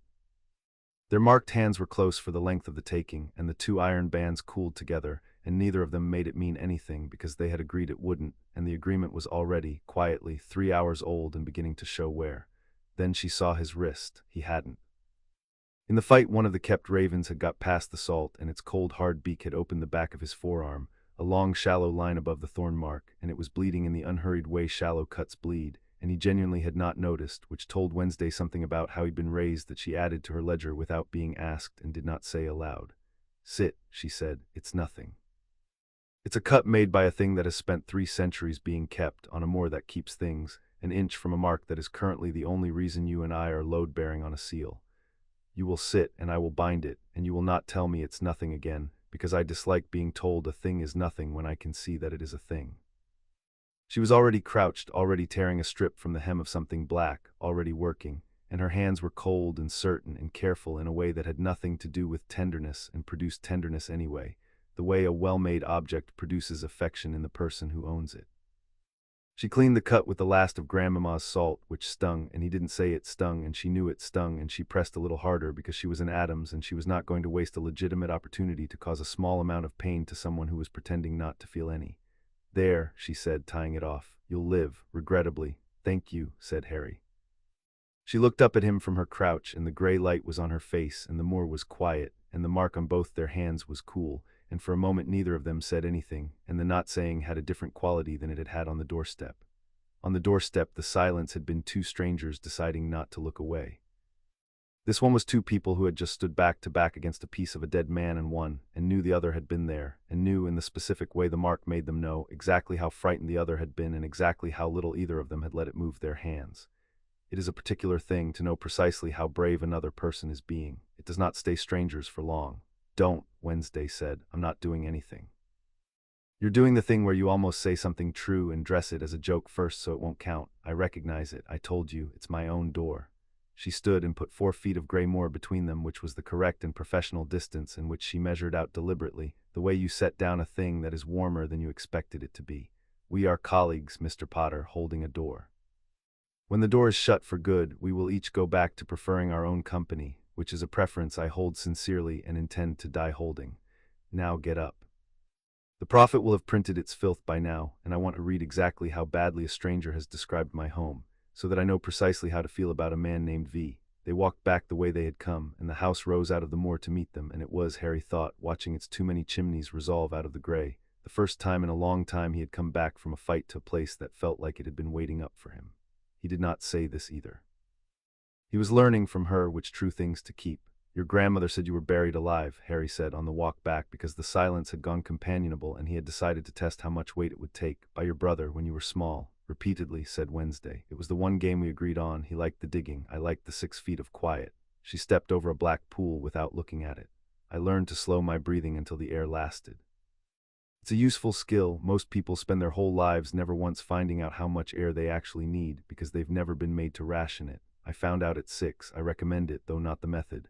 My relatives kept me in a cupboard, said Harry. Under the stairs, 10 years, spiders for company. I used to catalog them. He hadn't meant to say the last part. It came out because she had a way of making the true version cheaper than the joke, and he resented it, and he kept walking. I've never told anyone the cataloging part. It sounds like self-pity. It sounds, said Wednesday, like the first thing you've said that I'd have written down if it were mine. She did not look at him. The house was rising out of the gray ahead of them, chimney by chimney. We are not going to become the kind of people who trade wounds to feel less alone, Mr. Potter. It's a cheap intimacy, and I don't stock cheap things. But I'll allow that a boy who catalogued spiders in a cupboard and a girl who counted her breaths in a grave were always going to end up welded to the same door. The conquered has no taste, but it has aim. The Prophet had indeed printed its filth. It was waiting on the hall table when they came in, damp from the owl, and it was worse than Hermione had warned, and exactly as good a Skeeter ever was, which was the same thing. Boy WHO lived, bound to the dark. Potter betrothed, by ancient pact to notorious ADDAMS line, ran the headline, and beneath it the photograph nobody should have been able to take, Thornmoor in the rain, sinister and beautiful and stripped of consent, and beneath that a great deal of Rita Skeeter's very best work, in which the words alleged and reportedly in sources close to the ministry did the load-bearing labor that the truth declined to do. There was a paragraph about the Addamses that managed to be entirely factual and entirely poisonous at once. A recitation of 2 centuries of the family's refusals, refusal to register, refusal to be catalogued, refusal to explain the tenets of a certain moor, each refusal set down as though it were a confession. There was a quote from an unnamed member of the Committee on Ancestral Magic about the need to protect our heroes from bindings they may not fully comprehend. And there was, at the bottom, the thing that made Harry set the paper down very carefully, because he had been famous long enough to know a planted line when he read one. A single sentence, sourced to no one, noting that questions have long surrounded the true history of the so-called conquered and the identity of the family it was designed to contain. She's being fed, Harry said. Skeeter's good, but she doesn't know the word conquered, and she doesn't know it was designed to contain a family, and she certainly doesn't know to hint at it in print the same week somebody starts cutting the seal.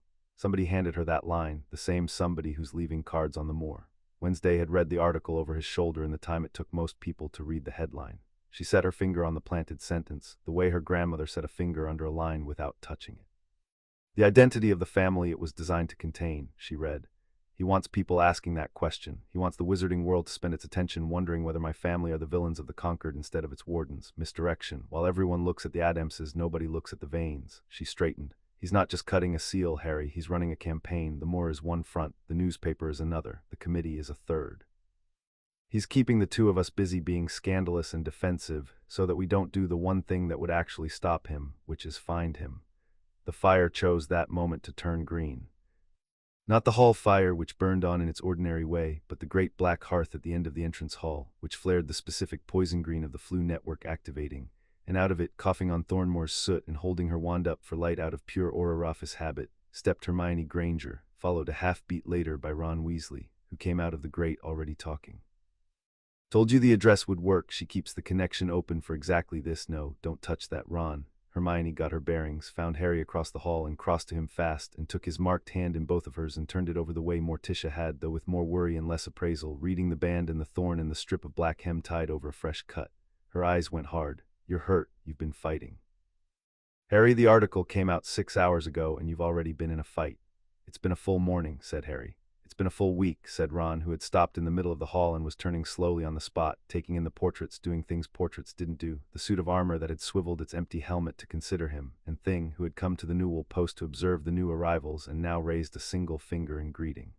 Ron looked at the disembodied hand. The disembodied hand looked back. That's a hand, Ron said, with the flat calm of a man who has decided to postpone all reactions until he is somewhere he can have them properly.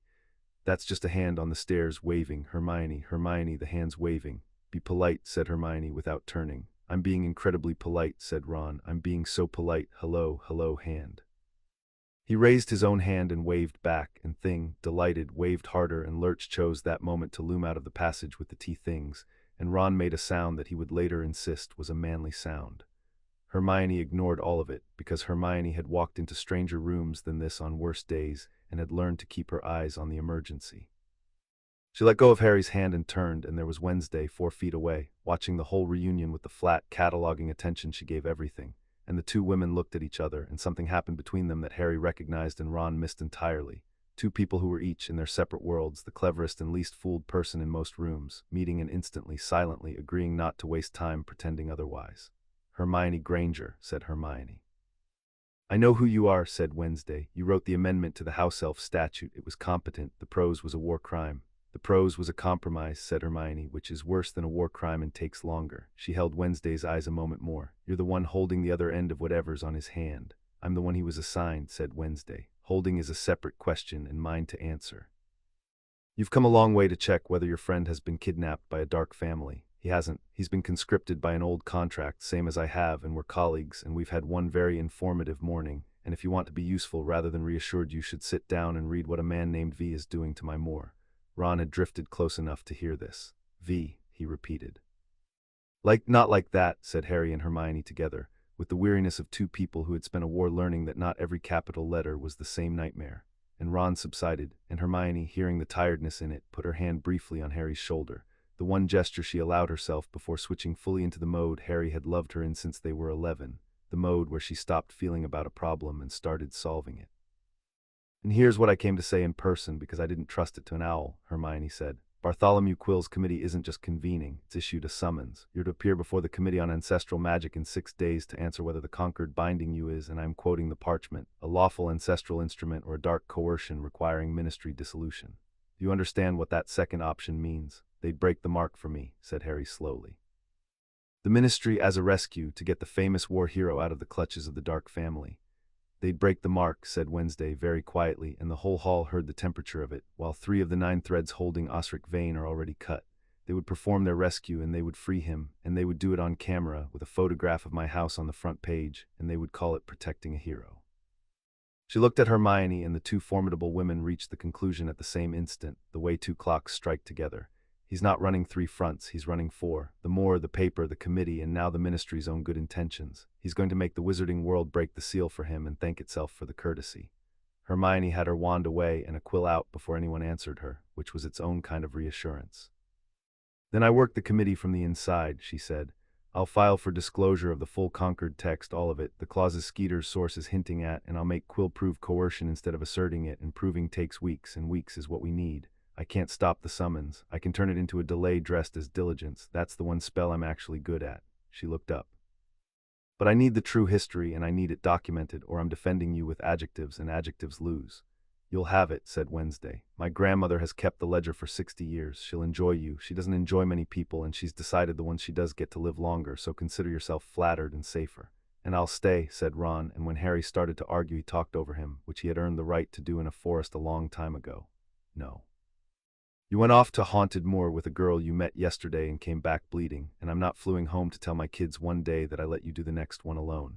I'm rubbish at ledgers and worse at committees, but I can hold a door, and apparently that's the family business now. He glanced at Thing, who gave him an encouraging thumbs up. And your hand seems to like me. He's the only one who's waved back, said Wednesday.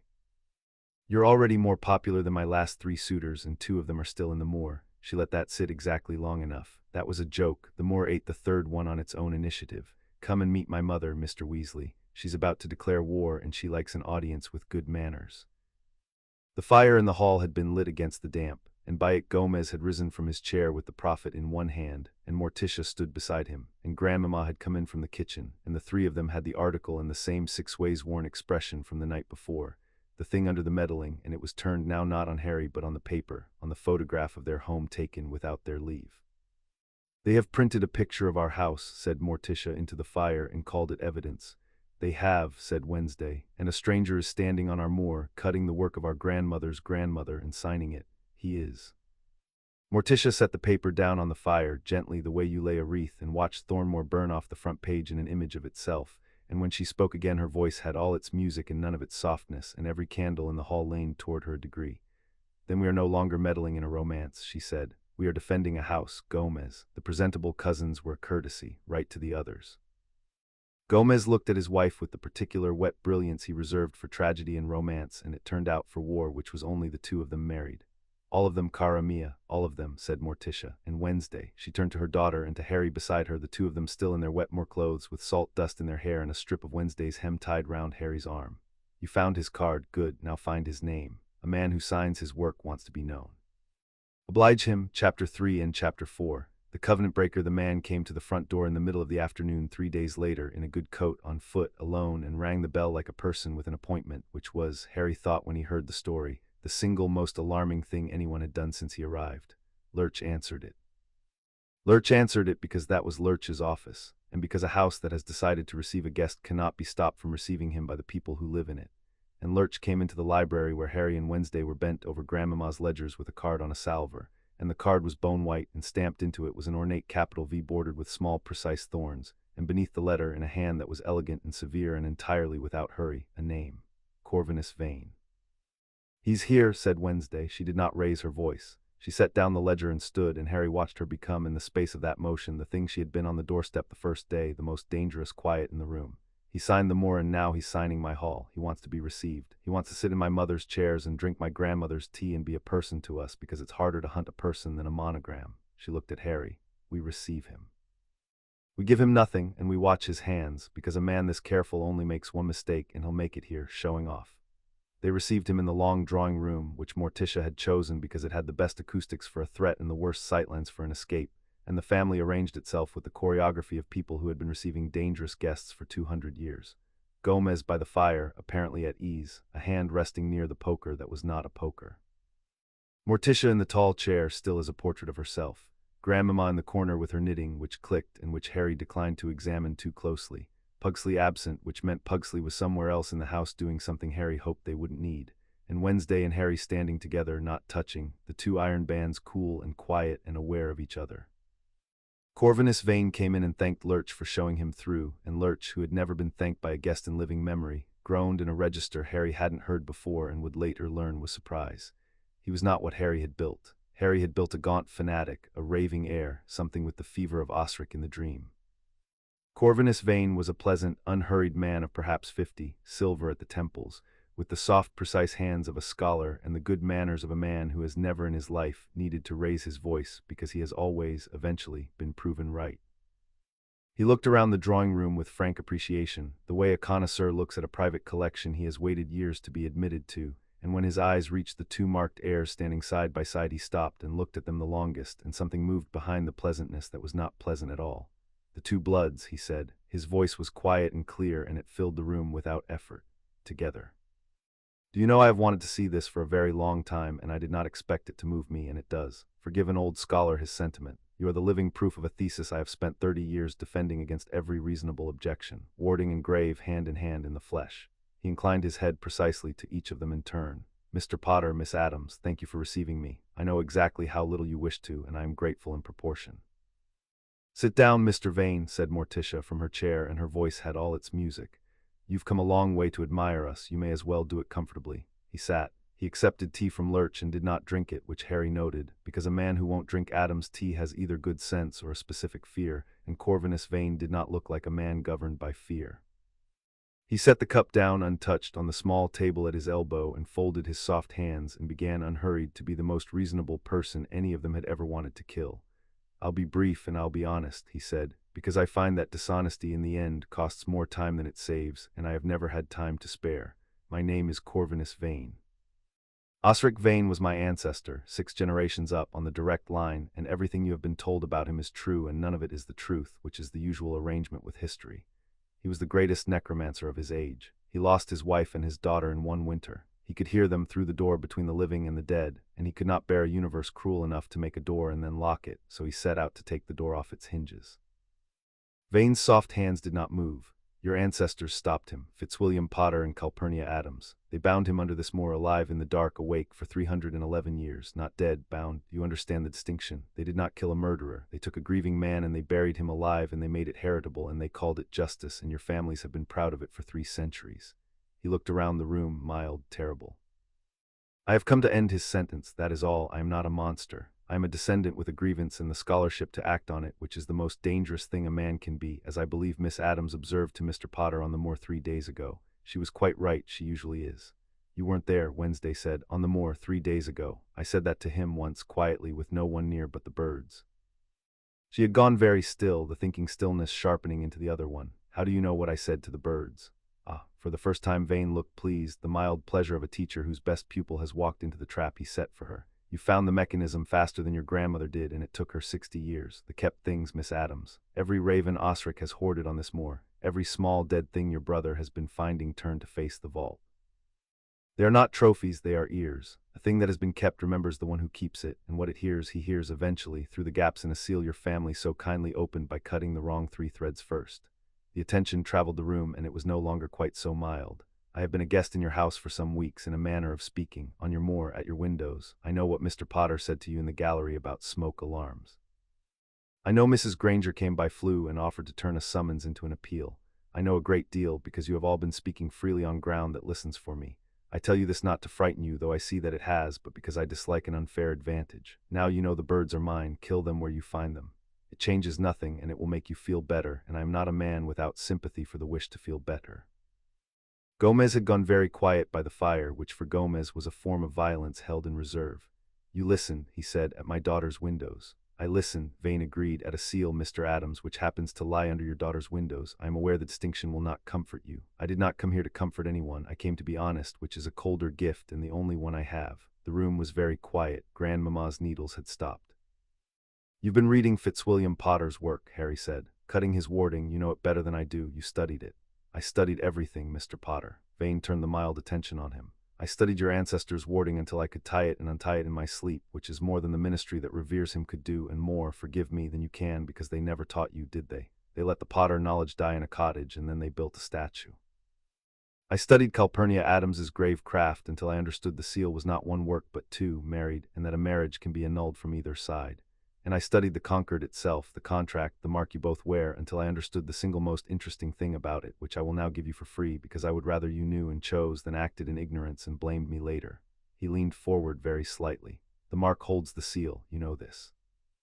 But the mark is not iron and it is not fate. It is a contract, and a contract can be broken, and I know how to break yours cleanly, both of you, and set you free this afternoon before tea is cold.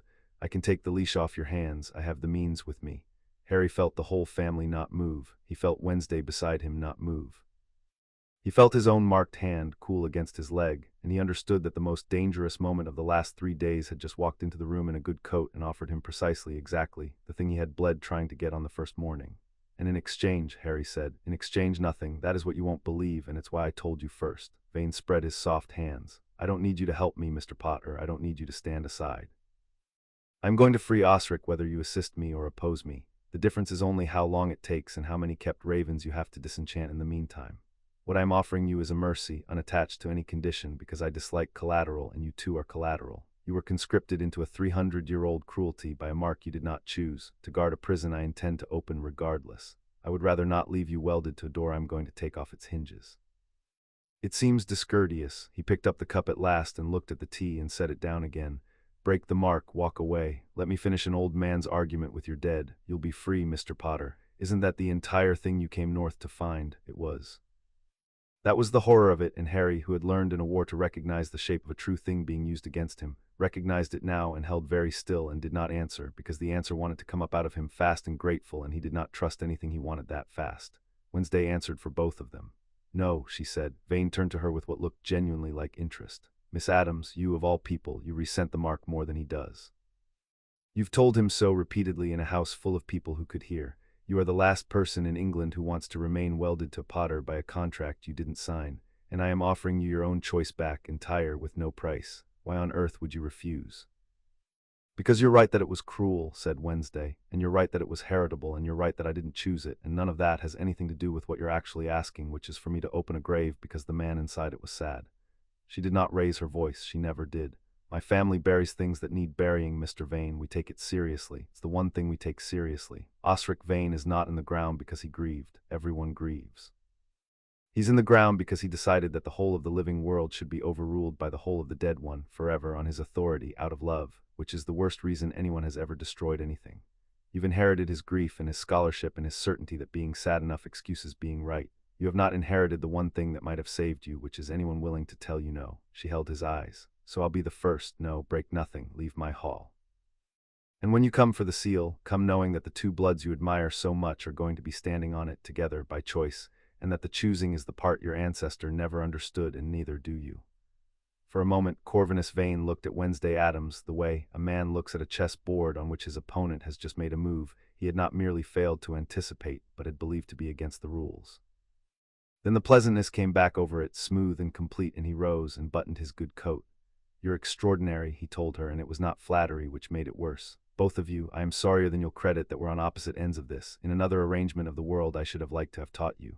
He inclined his head to the room, to Morticia in her chair, to Gomez by the false poker, to Grandmamma with her stopped needles. Thank you for the tea I didn't drink. You were wise not to expect me to. Mrs. Addams, your home is everything the photograph failed to convey, and I regret the photograph. That was a colleague's initiative, not mine, and colleagues are so hard to discourage once they've tasted a byline. He walked to the door and paused and turned back and delivered the last of it in the same mild, unhurried voice, and it was the only threat he made, and he made it gently. The offer stays open. It will stay open until the moment the seal breaks, at which point it becomes irrelevant, because a broken seal frees nothing to break the mark from. Choose before then, or the choice makes itself. I do hope you'll be sensible. I should hate to have to be the reason two remarkable young people spent their one life holding a door for a corpse. Then Lurch showed him out and groaned, and the front door shut, and the whole family let out a breath none of them had admitted to holding. Well, said Gomez into the quiet, taking his hand off the poker that was not a poker.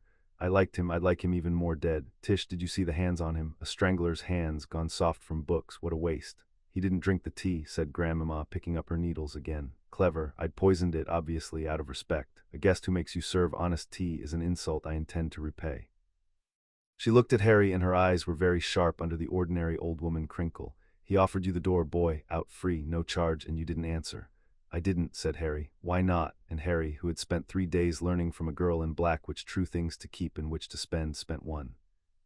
Because the last time someone offered me exactly what I wanted for no reason I could see, he said. It was a mirror in a locked room, and I was 11, and I nearly died looking into it. I know what it feels like when the thing you want most is put in front of you as bait. It feels like this. He looked at his marked hand. He wants us to break the mark ourselves. Everything he said was true, and all of it was pointed at that one door, and a man that careful doesn't offer you a mercy with no price unless the mercy is the price. If we break the mark, we don't free ourselves. We drop the seal from the inside and save him the last 3 threads. He looked up. He's not offering us freedom. He's asking us to disarm. Across the room, Wednesday was looking at him with the flat, cataloging attention, and the number he'd risen to went up again, and this time she let him see it, which was itself a thing that had not happened before. That, she said, is the cleverest thing you've said since you arrived, and I've decided to resent that it was about him and not about me. Grandmother, she turned. He can break the mark. He said it plainly, and he doesn't lie when the truth is more frightening. Which means the mark can be broken from the outside by a third party without our consent if he gets close enough. Which means the tether between Harry and me is not just how we hold the seal. It's the thing he needs to sever. We've been treating the bond as our problem. It's also our weakest point, so we do the thing you've been wanting us to do for 3 days and been too tactful to force. She said it flatly as a tactical conclusion, and only Harry, who wore her pulse, felt the half-second of hesitation under it. We strengthen the tether, deliberately, before he can cut it. Grandmamma's needles stopped a second time and then resumed faster, and the pleasure came back into her face, the terrible, delighted arithmetic of a woman who has been waiting 3 centuries and 3 days for exactly this sentence. The concordance, she breathed. Oh, you clever, cold child, Morticia. Morticia, they're going to do the concordance, and they think it's tactics.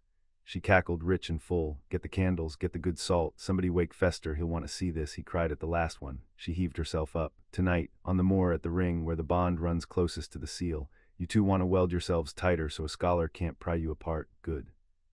That's a rite older than the Concord, and it works, and there's exactly one catch, and I'm going to enjoy telling you what it is.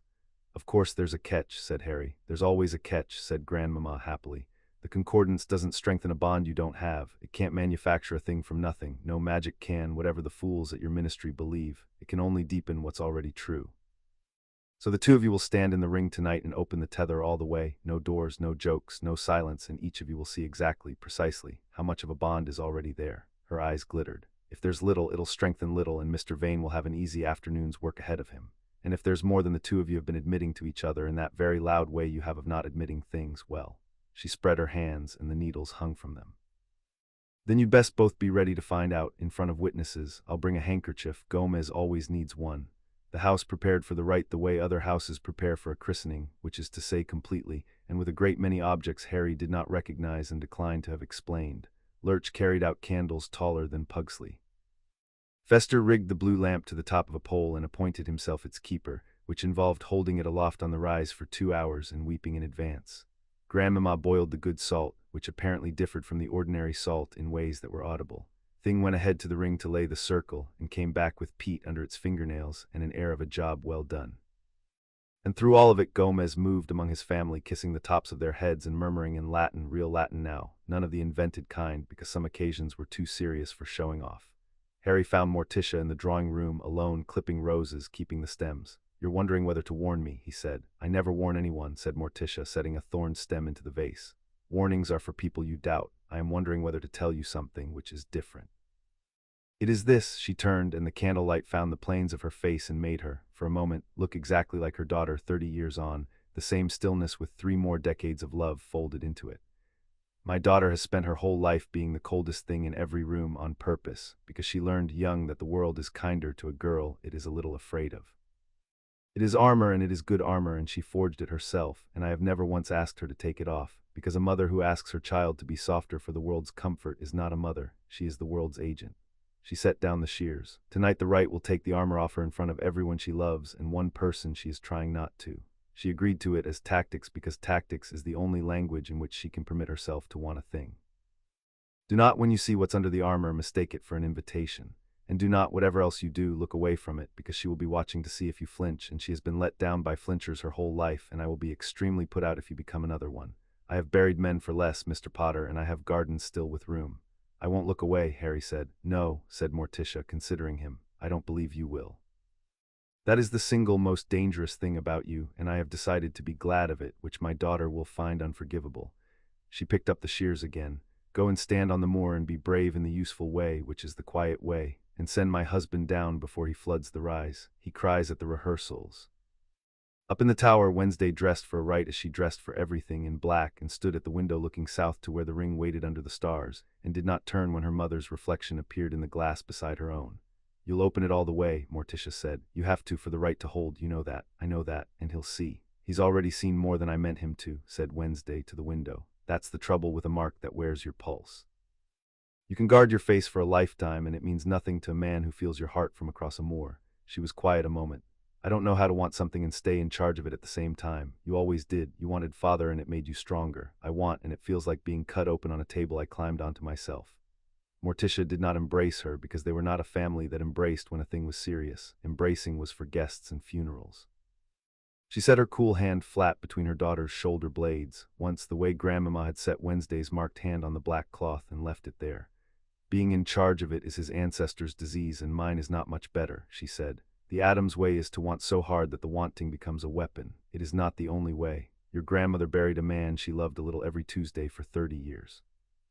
I chose a man who makes me weaker in the knees and stronger in the spine, and I have never once been in charge of it, and I would not trade 1 hour of not being in charge of it for a century of your careful safety. She took her hand away. Go and be cut open on the table, my darling. It's the family business on my side. Your father would tell you the same in worse Latin. And Wednesday, when it's over and you're furious, come and be furious near me. You don't have to say anything. You never do. The moor at night was a different country. The wind had dropped, which somehow made it worse, and the sky had cleared to hard black scattered with more stars than London ever admitted to owning, and the ring of 9 stones stood up against them, and within the ring the dark that was the seal held its long note, patient, tired, waiting. The family had come out with them at a distance, a scatter of black figures on the rise with a single blue lamp among them, close enough to witness and far enough to grant the fiction of privacy, and Harry could feel them there the way you feel an audience, and he could feel Wednesday beside him as he now always did, the second pulse under his own, and tonight the second pulse was not steady. "You're nervous," he said low so the rise wouldn't hear. "I don't get nervous," said Wednesday. "I get accurate." "There's a difference and you'll learn it or you won't." She was looking at the ring, not at him. "The right shows both of us the true size of the thing. I have spent 3 days constructing a very careful position in which this is a job, and you are a colleague, and the tether is a tool, and when it's over I go back to preferring the company of the dead, who are restful and don't ask me how I feel. In about 4 minutes your grandmother's right is going to hold all of that up to the light and tell me how much of it is true." She finally looked at him, and the starlight was on her face, and the flat attention had something under it he'd only felt through the mark and never seen on her directly. "I don't like being told things about myself by magic. I prefer to be the one who does the telling. This is the single most exposed I have agreed to be in front of another person since I was old enough to choose, and I'm doing it as tactics, and if you make one joke, Harry Potter one, to put your door between us before we start, I will leave you on this moor for the thing that eats suitors." "I wasn't going to make a joke," said Harry, and it was true, and she heard that it was true, and that was the first door either of them had left open on purpose. Grandmamma's voice came down from the rise, carrying in the still air, giving them the shape of it. They were to stand within the outer stones, but not the inner dark, facing marked hands raised palm to palm, not touching, the way they'd met in the doorway, the way they'd sealed the truce in the gallery, the gesture that was a handshake for people who didn't shake hands. And then they were to stop holding the tether at arm's length, which they'd both been doing since the first morning without ever agreeing to, each of them pressing the other's borrowed pulse down under their own and let it open. All the way, no doors, they raised their hands, palm to palm, a hair apart, the 2 iron bands level in the starlight. "On your own time," called Grandmamma, and then to the family, not quietly enough, "Fester, the handkerchief, not for you, for your brother." Harry looked at Wednesday over their raised hands, and she looked back, and neither of them said anything, and then together, without a signal, because they had been coordinating without signals for 3 days and the mark had taught them how, they let go of the doors. The tether opened. It was not like the cellar, where the conquered had dumped a vision into him whole. It was slower, and it went both ways. He felt her come into him the way cold water comes into a boat, finding every seam, and he felt himself go into her the same way. And for a moment there was too much of it, and he wanted to laugh or run, the old door swinging up out of reflex, and he held it open by main force, because she was holding hers, he could feel her holding hers. A person who had told him this was the most exposed she'd agreed to be in her whole deliberate life, and was doing it anyway, in front of her weeping father. As tactics, and he was not going to be the one who flinched. And under the flood, when it steadied, when the too much settled into the true shape of it, there was this. It was not little. It was not a job. He felt, coming across the tether from her, unmistakable and unsentimental and entirely without music, the exact size of what 3 days had built, and it was already far too large to be called colleagues, and she felt him feel it, and he felt her feel him feel it, an infinite regress of 2 people discovering at the same instant, in front of witnesses, that the careful position each had been defending was a fiction. And that the fiction had been maintained not because the feeling was small, but because it was already, 3 days in, large enough to be frightening. Neither of them moved, their palms stayed a hair apart. The bands between them went from cool to warm to something with no name, and the thorn marks on both their wrists, the buds that had not opened, opened all at once, 4 small black blossoms unfolding under the skin of each raised arm in the starlight, which Grandmamma on the rise saw and which made her sit down abruptly in the wet heather and say a word Morticia pretended not to hear. And the seal within the ring felt the bond deepen, and the long-held note it had been carrying under strain for 300 years and 3 cut threads did not break this time. It steadied. The dark within the stones drew back a little from the edges, shored up, held better than it had held since the first thread was cut, because the 2 hands holding it had stopped holding it at arm's length from each other, and finally, whatever they would or wouldn't say about it afterward meant it. And there were images in it coming across, not chosen, the way the deep parts of a person come up when the doors are off. He got the cold, clean quiet of 6 feet of earth and a child learning to make her breath last, and a graveyard she'd walked as a girl reading the stones like a library, and the specific ferocity with which she loved a small number of people and would have set the world alight before she said so to any of them. And she got the cupboard under the stairs and the spiders catalogued in the dark, and a boy who had decided very young that if no one was coming he would simply become the sort of person who didn't need anyone to come, and the war under all of it, and the gray quiet after, and the door he put between himself and every true thing so that the true things couldn't be used to hurt him the way true things always had. Neither of them looked away from what the other showed. That was the right. That was the whole of it, two people who had spent their lives making sure no one saw, standing in a ring of stones and being seen and not flinching, and letting the not flinching be the answer to a question neither had dared to ask out loud.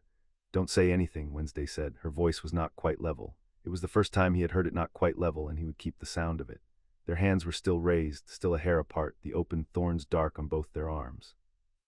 "Whatever you're about to say, don't. I felt what you felt what I felt. There's nothing you can add to that with words except a joke or a promise, and I don't want either one tonight. I want to take my hand down and walk back to that house and lie awake being furious at a right for being honest, and I want you to let me and not follow and not fix it. Can you do that? Can you for once not reach for the thing?"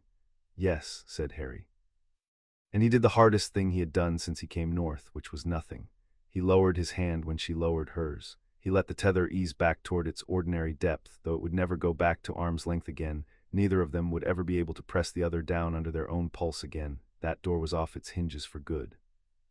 And he stood in the ring of stones under more stars than London owned and watched Wednesday Addams walk back across the moor toward her family alone, small and straight and furious at the truth. And he did not follow and he did not fix it, and it was, he understood, watching her go, the most romantic thing he had ever done for anyone, and she was the only person he'd ever met who would have understood that, and he couldn't tell her because she'd asked him not to, and he'd said yes. He stayed on the moor a while alone, with the open thorns on his arm and the seal holding quiet at his back. He was still there when Hermione came down from the rise, the blue lamp in her hand, and stood beside him, and did not say any of the things a lesser friend would have said. She had been at the rise. She had seen the thorns open. She had felt, even at a distance, even without a mark, the size of what the rite had shown, because Hermione had always been able to read a room the way Wednesday read a corpse. "Quill moved the summons up," she said instead, because she knew him, and knew that he'd rather have the emergency than the conversation. "It's not 6 days now, it's 2. Someone leaned on the committee hard, and I can guess who, and the parchment came by Owl an hour ago. You're to appear in London in person day after tomorrow, or they proceed in your absence and rule the conquered a dark coercion and dissolve it for you, as a rescue, whether you consent or not." She looked at him. "I can't stop it from London, and neither can you. But if you go back to testify, you're 300 miles from her and the seal for at least a day, maybe 2, and Vane knows the summons timing, because Vane arranged the summons timing, and the one afternoon you're gone is the afternoon he'll cut the last 3 threads." She let that sit. "And if you don't go, they dissolve the mark in absentia and hand him the same result with a ministry seal on it. He's built it so both doors lead to his room. That's what he does. He builds the room first." Harry looked at the thorns on his arm, 4 black blossoms open under the skin, and then out at the dark house where a girl was even now lying awake being furious at the truth, and he thought about the mirror in the locked room when he was 11, and the prophecy, and the long grey quiet after the war when he'd promised himself no sentence written by anyone else would decide his mornings, and he understood that Vane had in fact built a very good room with 2 doors. And that both of them led out of Thornmoor and away from her, and that the only move left on the whole board was the one move Vane had not built a door for, because it was not a sensible move, because it was the move a man makes only when a rite has shown him the true size of a thing. "I'm not going to London," Harry said. "Harry, I'm not going." He turned to her, and whatever was in his face made Hermione stop, because she had seen it before in a tent in a forest, the specific settling of a man who has stopped weighing options and started refusing them. Let them rule in absentia. Let them dissolve a mark they don't understand and can't reach, because the mark isn't in London and neither am I, and a committee 300 miles away can pass any resolution it likes about a seal it's never seen. The only place this gets decided is here on this moor, and I'm going to be standing on it when Vane comes, because that's the one door he didn't build.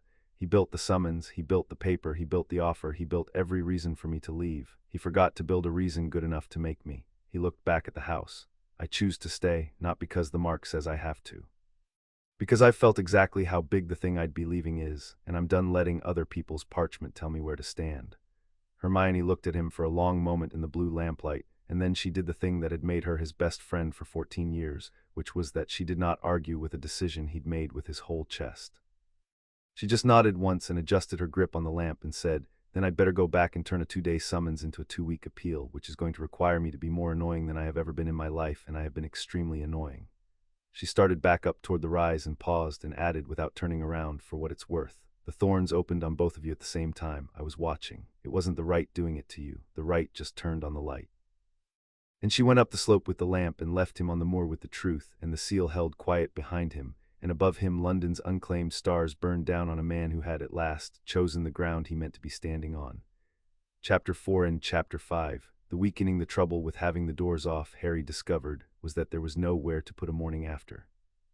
He woke in the west guest room with the thorns still open on his arm, 4 black blossoms under the skin that had not been there a week ago and would not, he suspected, ever fully close again, and before he was properly awake he knew where Wednesday was because he always knew now, the tether run all the way open by a right in a ring of stones.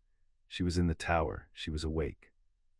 She had been awake for some time, and her pulse under his was doing the thing it did when she was reading something that frightened her and refusing to stop, steady and a little too fast, and he lay there and felt it and did not go to her, because she had asked him once on a moor not to reach for the thing, and he had said yes, and a yes was a yes even when the tether made not reaching feel like holding your hand over a flame. They met at breakfast and were painfully, elaborately normal at each other, which fooled no one, least of all Grandmama, who watched them not look across the moving eggs with the satisfaction of a woman whose investment has begun at last to pay a dividend. "You've both slept badly," she observed, delighted. "Good, that's the concordance settling. It takes a night or two to find its level, like a house on new foundations. You'll ache, you'll snap at each other, you'll stand too close and then too far. It's very ordinary for the right and very ordinary for the other thing, and the two are the same thing now, so you may as well stop keeping separate ledgers for them." "There are no ledgers," said Wednesday to her plate. "There are always ledgers," said Grandmama comfortably. "Yours are just written in a hand no one else can read, which is a family trait and a curse, and the reason your great-aunt died alone and smug, which is how she wanted it, so who am I to judge?" She reached over and patted Wednesday's marked hand once, and the thorns on it shifted under the touch, and Wednesday did not pull away, which was new, and which her grandmother noted and had the grace not to name. Ron was at the table too, because Ron had stayed, and Ron had spent 3 days being systematically adopted by a family that collected strays the way other families collected porcelain. He had his own chair now between Pugsley and Fester. Pugsley had shown him the workshop. Fester had taught him a card game that Ron was fairly sure was rigged, and definitely sure had cost him an eyebrow. Thing had taken to riding on his shoulder, which Ron had progressed over 72 hours from screaming about to being quietly proud of. "They're mental," he'd told Harry the first night, with the specific warmth of a man describing his own new favorite people. "Completely mental. The mum poisons the tea. The dad cried when I beat him at chess and then cried harder when he beat me back. The Gran keeps offering me things she calls restoratives, and I've stopped asking what's in them because the answer's always worse and I always feel brilliant after. I love them. Don't tell Hermione I said mental, she's got opinions about the word now." He looked at Harry across the guttering candles, serious under it. "You look at that girl like she's the last true thing in a fake room, mate. I know the look. I've been wearing it since I was 12. Just whatever this marked business is, make sure the looking's yours and not the rings. That's all the advice I've got, and I nicked it off Hermione anyway." Harry had not had an answer for that. He had remembered it, though, and it was in the room with him now, over the moving eggs, as he failed to look at Wednesday. It was Pugsley who brought the first sign that the day was going to be worse than awkward. He came in from the moor at mid-morning with his boots black to the knee and a dead thing in each hand and a third under his arm, and he laid them out on the breakfast table with the pride of a boy who has caught something and the gravity of a boy who has understood what he caught. "6 more, he said. "Since yesterday, all kept, all facing the vault, and the grass is wrong. There's a line of it from the ring coming toward the house where it's gone the color of the vault. It's about 40 feet closer than it was yesterday." He looked at his sister and at Harry, and he was 15 and building furnaces, and he was also an Addams, and he had done the arithmetic. "The seal's not just leaking anymore, it's moving. Whatever's under there, the edge of it is coming up the moor toward us, slowly, but it's coming." Wednesday was already on her feet. They went out, all of them who could fight and several who merely wanted to, and they stood at the edge of the wrong grass and read it, and Harry, the warding blood, put his hand to the ground and felt what Fitzwilliam's ruined ring was telling him. And it was telling him that 3 cut threads had become 5 in the night, that Vane had come in the dark while the house slept off a right and done more careful surgery, and that the seal was no longer a ring holding a well. It was a ring holding a well that had begun at its weakest points to overflow, and the overflow ran uphill toward the living because that was the direction Osric's whole hoarding will pointed, and it would keep coming 40 feet a night until it reached the house or until the 2 bloods stopped it. "He's not cutting to break it all at once," Harry said. "He's cutting to make it bleed toward us. He wants the seal's failure to reach the house. He wants us defending the drawing room while the last threads go, so we're half a mile from the ring at the moment it matters." He stood wiping peat from the thorns on his hand. "It's the same move as the summons, same as the paper. He builds a reason for us to be somewhere other than the seal. This time the reason is that our family's being overrun in their own home." "Then we don't defend the house," said Wednesday. "We have to defend the house," said Harry. "Your family's in it." "My family," said Wednesday, "has been defending this house against worse than a sad man's leftovers since before your ministry learned to spell. My father once held the east stair against a debt collector for 9 days. My grandmother poisons the tea of guests she likes. Uncle Fester eats electricity for fun. You are looking at the single most defensible household in Britain and worrying about it because you were raised to think that when things get bad, the person the world reaches for is you." She looked at him, and it was not unkind, and it landed like the salt in the cut. That's your door, Harry, not the joke one, the deeper one. You think if you're not holding the worst thing personally, it'll get through. Let my family hold the house. That's what they're for, and they love it. You and I are for the ring. Trust the people who love you to do the thing they're good at, and go do the thing only we can do. It was, Harry thought, the single most useful thing anyone had said to him about himself in 6 years, and it had been said by a woman in black on a bleeding moor, as a tactical instruction, and he was in a great deal of trouble, and he knew it, and he went to hold the ring. They spent the day making the ring as ready as a ring can be made when 5 of its 9 threads are cut. Harry walked the stones with his marked hand out, learning where the warding still answered and where it had gone dark, mapping the failing seal as he had once mapped a battlefield. And Wednesday walked behind him, laying the good salt in the old patterns her grandmother had drawn from memory, and they worked without talking, and the not talking had become, over a week, the most comfortable language either of them owned. Grandmama supervised from a camp stool with a flask of something that steamed and pronounced their work adequate, which from Grandmama was a decoration. Fester dug in on the rise with the blue lamp. Ron checked his wand and then, because Gomez insisted, accepted a rapier as well, and stood turning it over with the dubious expression of a man handed a second opinion he had not asked for. He'll come at dusk, Wednesday said at the end of the day, looking south. New things and old things both prefer the hour when the light can't decide. It's the most honest hour. Everything that's going to lie to you does it in full dark or full sun. Dusk is when the truth gets through. She was quiet a moment. My family holds the house. We hold the ring. Whatever happens down there, you do not leave these stones to help them, because the second you do, you've done exactly what he built the siege to make you do. Say it back to me. I don't leave the ring, said Harry. You don't leave the ring, she agreed. Even if it's me being carried into the house in pieces, especially then. Promise me the thing you're worst at promising. I promise, said Harry, and meant it and hated it, and she felt him mean it and hate it, and did not thank him because there was no thanks adequate to what she had just asked, and they both knew it. Vane came at dusk, and he came as he did everything, which was thoroughly. He did not come himself, he was too careful for that. He sent the Moor. Everything the seal had been keeping, every kept raven and kept hare and kept small dead thing hoarded on that ground for weeks, rose at once as the sun went down, and the overflowing edge of the vault surged 40 feet and then 100 uphill toward the too many chimneys of Thornmoor House. And with it came the larger kept things, the pieces of Osric, 3 of them now, not one, tall and patient and glad, walking up the moor toward a lit house full of the descendants of the man who'd buried their master. And Thornmoor House, which had been idle for a long time, woke up to defend itself, and it was glorious. Gomez met the first wave on the terrace with a rapier in each hand, and a cigar clamped in his teeth, and his wife at his back. And he was, Harry saw from the rise, transformed, 40 years of drawing-room courtesy burning off him to reveal the thing underneath, which was joy, pure murderous marital joy, a man doing the one thing he loved second most in the world beside the woman he loved most, and Morticia fought beside him with an economy that made her husband's flourishes look like what they were. Which was flirting. Fester waded into the kept ravens with a live cable in each hand and grounded himself through the wet terrace and lit up like a saint in a very disreputable icon, and the ravens that touched him cooked, and he laughed and lost most of his remaining eyebrow and did not care. Grandmama stood in the doorway and threw the good salt in great arcs and named the kept things as they came, sending the small ones home a dozen at a time in a voice that could strip paint.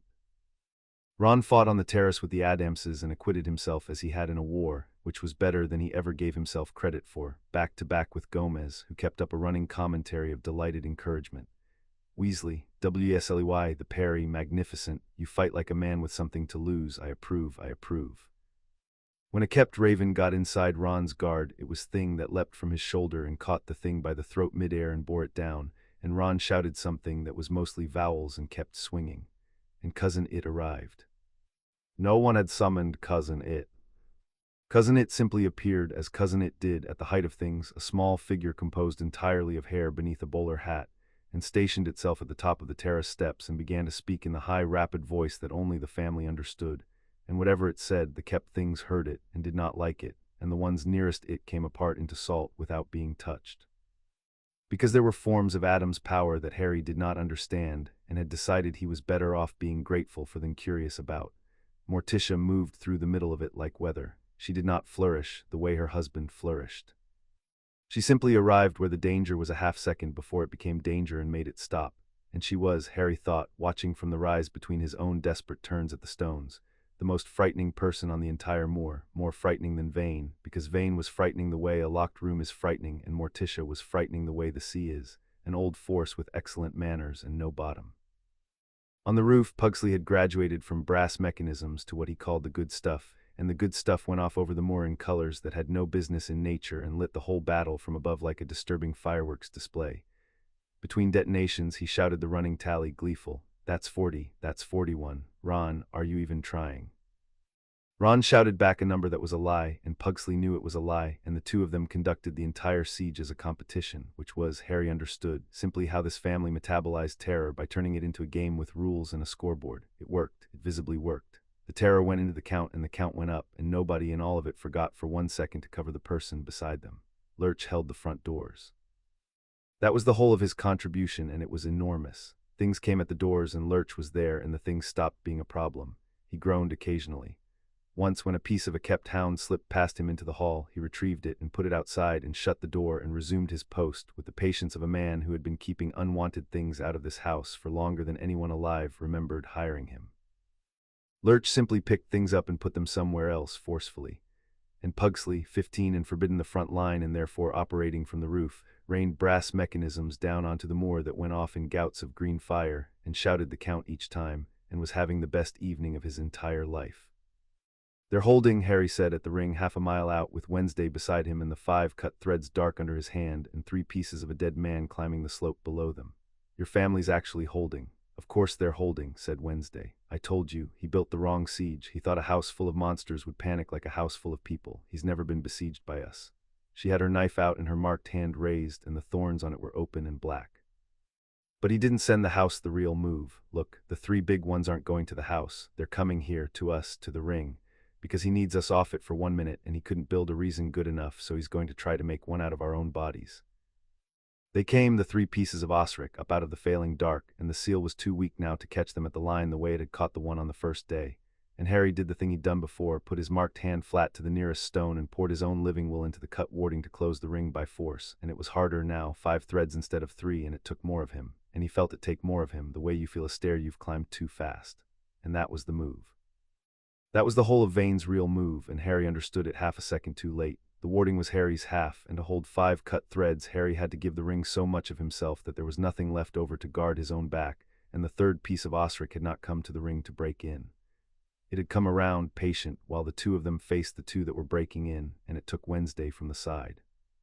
He felt it before he saw it, felt it in the tether, her pulse spiking, and this time he could not cross 9 stones of ground to reach her because his hand was the only thing holding the ring shut, and if he took it off the stone, the other 2 pieces would be through and into the house at his family's unguarded back.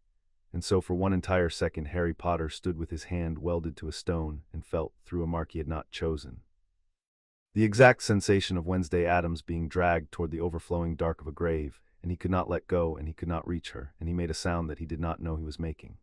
And Wednesday being dragged, her knife arm pinned, 6 feet of cold uphill of the well, did the thing she had been born to and had been too proud until this exact moment to do, which was to stop being in charge of it. She opened the tether the rest of the way, not the right's depth, further. All of it, everything, no floor, and she poured into Harry not an image and not a feeling but a capacity, the grave magic that was her half of the seal, her family's whole authority over the kept dead, and she gave it to him through the open mark, so that for 1 impossible second Harry Potter held both halves at once, warding in his right hand pressed to the stone and grave in his left where the thorns were open, the whole seal, both bloods, in one body. The way it had never been meant to be held and could not be held for longer than a heartbeat by anyone not willing to be unmade doing it, and he used it. He did not have the training, and he had her authority, and authority was most of it. He named the piece of Osric that had her, named it the way she'd taught him without teaching him. Everything listens if you know its real name and you're not afraid to use it, and he was not afraid, he was past afraid. He was somewhere on the far side of afraid where there is only the one necessary thing, and he told the kept thing to let her go and go home in a voice that had both bloods in it, and it had to because that was the older law, and it let her go. For that one heartbeat Harry Potter was the entire seal, both halves at once, the way it had been on the day 2 enemies made it, and he understood in his body what 3 centuries of careful arrangement had been built to prevent, which was that the 2 bloods together were not additive. They were a chord.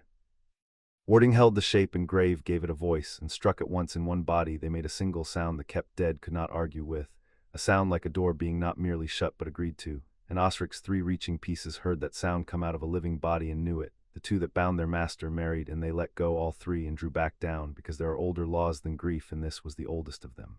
And it was killing him. He could feel it. Both halves in one body burned the body the way too much current burns a wire, and the thorns on both his arms had gone from black to a dull red heat, and Grandmama on the rise was already coming downhill, faster than an old woman should move, because she had read the ledger and knew exactly how long one heir could hold both bloods, and the answer was not long, and Harry had already held it past the answer. She dropped to the wet heather. The 3 pieces of Osric drew back down into the failing dark all at once, sent home by a seal that had, for one heartbeat, been whole. And Harry took his hand off the stone, and the borrowed grave authority tore back out of him and left him hollowed and shaking, and the ordinary 5-cut thread weakness of the seal came back, but the wave was spent, the siege was broken. Vane's move had failed by the width of one woman's willingness to stop being in charge of herself, and down at the house Pugsley was still shouting the Count from the roof, triumphant, into a moor that had gone suddenly, completely still. Harry crossed the 9 stones worth of ground he hadn't been able to cross a moment before, and got to his knees in the heather beside her, and she was already sitting up, because she was Wednesday Addams and she would sit up out of her own grave to spite it. And the 2 of them knelt there in the wet with the spent moor around them and looked at each other, and the tether was still all the way open, further open than the right had left it, no floor at all. And neither of them had the strength left to put a single door back up. You held both halves, Wednesday said. Her voice was not level. She had stopped at some point in the last minute, being able to make it level around him, and she had stopped minding, which was worse. No one holds both halves, that's the whole reason for 2 bloods. You held both and you didn't die. You gave me yours, Harry said. You stopped being in charge of it. You told me on the moor you didn't know how to do that. I still don't, said Wednesday. I did it anyway. That's not the same as knowing how. That's just what happens to a person when the alternative is watching you get pulled off a stone you wouldn't leave because your family was behind it. She was very close. They were both on their knees in the heather, close, and the thorns were open on both their arms, and the tether ran between them with no floor and no doors and nothing left in either of them to hold it back with. And Harry looked at her mouth and she looked at his, and the thing that had been building since a doorway in the rain arrived, finally, at the only place it had ever been going. He kissed her or she kissed him. Afterward neither of them would concede the point, and the tether meant they both knew it had been exactly, precisely simultaneous. 2 people who refused on principle to be told what to do arriving at the same decision in the same instant, and each insisting they'd got there first. It was not gentle and it was not for show, and there was salt on both their mouths, salt from the good salt and salt from the fight, and the moor was silent around them and the seal held quiet at their backs, and for a moment there were no ledgers and no doors and no contract, only the 2 of them on their knees in the wet heather, holding on. And then Wednesday pulled back. She did it hard and fast and put a foot of moor between them, and she was breathing like someone who has surfaced from deep water, and her face had gone through all the way to the thing under the armor that her mother had warned him he would see, and she looked, for the first time since he'd met her, young and frightened and furious about being both. No, she said, no, not like this, I can't. Wednesday, you don't understand. And it came out of her fast, the true version, the one she'd been building a careful position around since the first morning, and it came out because there were no doors left to root it through. You felt what I felt. You always feel what I feel. That's the mark. That's the whole horror of it. So tell me right now, because you're the only person who could possibly know. When I kissed you just now, was that me? Her voice cracked on it and she let it, because there was no point hiding a broken thing from a man who wore her pulse.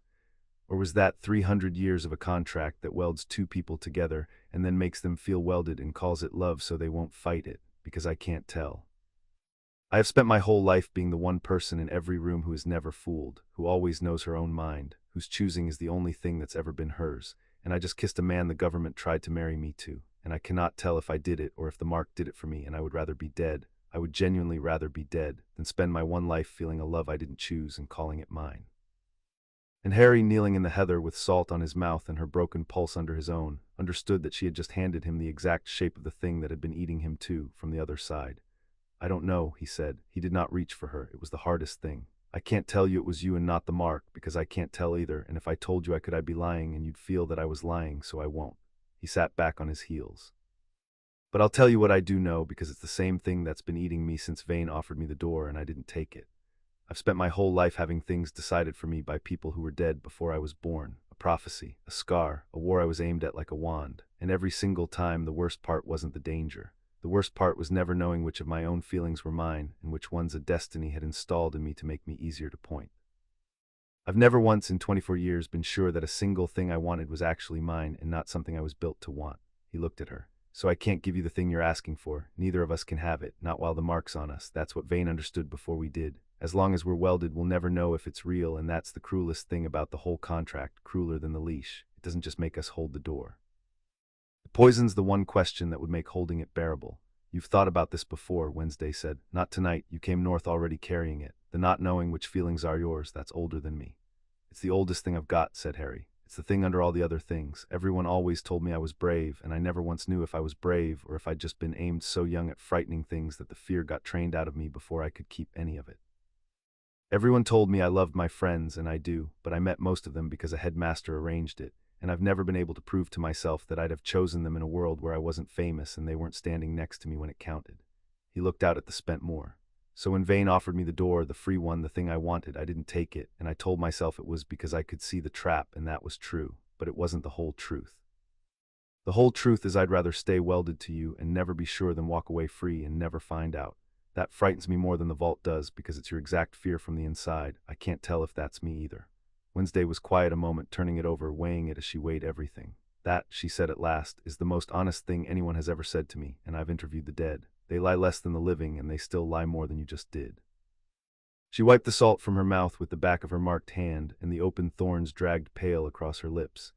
It doesn't fix anything, but it means we're frightened of the same thing from opposite sides, and two people frightened of the same thing can at least stop lying to each other about it, which is more than most couples manage, and we are not even a couple. We are a contract with a kissing problem. Something small came across the heather toward them. Thing, who had crossed half a mile of spent moor from the house, and who now settled in the dark grass in equal distance from each of them and did not take notes, and did not offer a thumbs up, and only rested there, fingers curled, keeping them company in the way a hand can. Wednesday looked at it. She reached out and touched it once, the back of a finger to the back of its wrist, an old gesture between them, older than Harry, and Thing turned its palm up and let her, and something in her face eased by a degree that Harry felt across the tether more than saw. He's worried about us, she said. He's been worried since the doorstep. He keeps a card and he stopped writing the score on it. That's how I know it's bad. Thing has narrated every disaster of my life like a sports commentator. When he goes quiet, it's real. I like him, said Harry. He's the only member of your family who hasn't once tried to marry us. He officiates, said Wednesday. He isn't permitted an opinion until the day. It's in the bylaws. She almost, not quite, did the thing that wasn't a smile, the deliberate absence of one held a half-beat too long, and Harry caught it and kept it, and neither of them remarked on the fact that they had just made a small joke together on the far side of the worst conversation of both their lives, which was, he thought, the truest evidence yet that the Mark hadn't manufactured this, because the Mark had no sense of humor, and the two of them had just, briefly, shared one. They knelt in the heather, a foot apart, not touching, the tether open between them with no floor, both of them looking at the same impossible thing from opposite sides of it, and for a while neither of them said anything because there was nothing to say that the Mark hadn't already told them both. It was Wednesday who found the way through because she was the one who buried things for a living and knew that the only way past a grave is to name what's in it. Then we break it, she said, quietly, steadily. She had put the armor back on, but differently now, not to keep him out, but so she could think.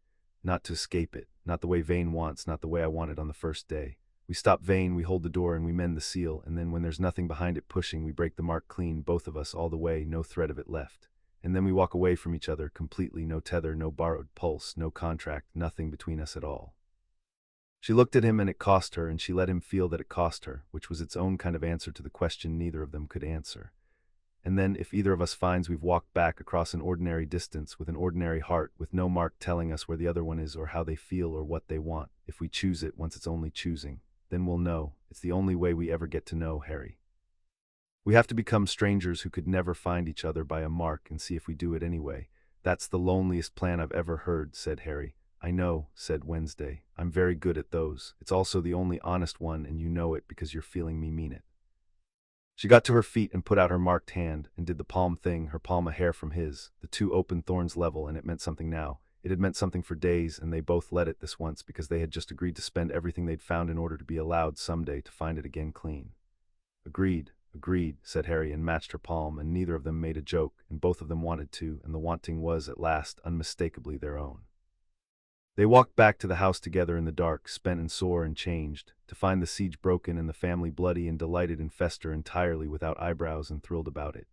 And they came into the terrace light to a small crowd of Addamses who took one look at the two of them, at the salt on their mouths and the open thorns and the particular exhausted distance they were keeping, and drew, as a family, the correct and complete conclusion, and had the enormous tact for once. To say nothing at all, the counting of the wounds took an hour and was, by Addams' standards, a celebration. Fester had lost his eyebrows entirely, and a quantity of skin he described as the boring layer, and he was so pleased about it that he made everyone look twice. Gomez had a gash along one forearm that Morticia bound while he watched her do it with wet, adoring eyes and informed her that no field surgeon in history had been so beautiful, and Morticia told him to hold still, and he held still the way a struck bell holds still, which is to say ringing. Pugsley came down off the roof filthy and triumphant with a final count he insisted was 206 and that Ron insisted was 200 tops and 40 of those were mine, and the two of them were going to argue about it for a week, and both of them knew it and both of them wanted to. Lurch had a splinter. Lurch was very upset about the splinter. Grandmama removed it with a ceremony usually reserved for extractions of a graver kind, and Lurch groaned in a register of profound relief. Hermione came through the flue in the middle of it, wound up, braced for a massacre, and found instead a kitchen full of cheerfully mutilated people, eating a meal Grandmama had produced out of pure victorious adrenaline. She stood in the greenlit hearth with her mouth slightly open. Ron crossed the room and kissed her, sooty and grinning, and said, "We won their mental, I love them, don't say I can't say mental." And Hermione looked over his shoulder at Harry, and at Wednesday beside him, at the salt on their mouths and the open thorns and the changed careful distance they were keeping. And she was the cleverest witch of her age, and she read the whole of it in a single second, and her braced face went soft and then went worried. Because she had read the good part and the bad part in the same glance. It was thing that brought the ultimatum, an hour later, when the wounds had been counted and the kept dead swept up, and Grandmama had begun, out of pure adrenaline, to cook. The hand came in through the drawing-room window with a bone-white card held between its fingers, and it was moving wrong, hurried, upset in a way none of them had seen it, and it laid the card on the table and then retreated to the mantel and would not come down, which was the first sign. The second sign was that the card, in Corvinus Vane's elegant, severe, unhurried hand, was addressed not to Harry and not to Wednesday, but to Morticia. "Mrs. Addams, my compliments on your family's defense. It was everything the histories promised, and I confess I enjoyed watching it, which is more than I can say for most of what I am obliged to do. You held, I did not expect otherwise. Tonight was not a siege, it was a measurement. I now know exactly how much your two heirs can hold together, and it is, I am sorry to say, precisely as much as I feared and no more. So I will save us all a great deal of further bloodshed with a single fact, offered as ever in honesty. There is a new moon in 9 days. On a new moon the door between the living and the dead stands at its thinnest and the seal at its weakest, and on that night I will finish the last of the threads and open the marrow vault, and no amount of holding, by one blood or two, will close a seal I have fully unpicked from the outside. Your heirs know this. They felt tonight how much it cost to hold 5 cut threads. There are 4 left, they cannot hold 9. I take no pleasure in the next part, and I do it anyway because I have learned that a mercy offered and refused becomes an obligation. Your daughter's mark can be broken from the outside by me without her consent if I have both heirs within the ring at the new moon. I would greatly prefer she break it herself and walk free and live. But if the two of them insist on standing on the seal when I open it, then I will break their marks in the opening and free them and Osric in the same stroke, and they will spend what remains of their lives knowing they held a door for 300 years' worth of someone else's grief and lost anyway. 9 days. The offer stands until the moon takes it.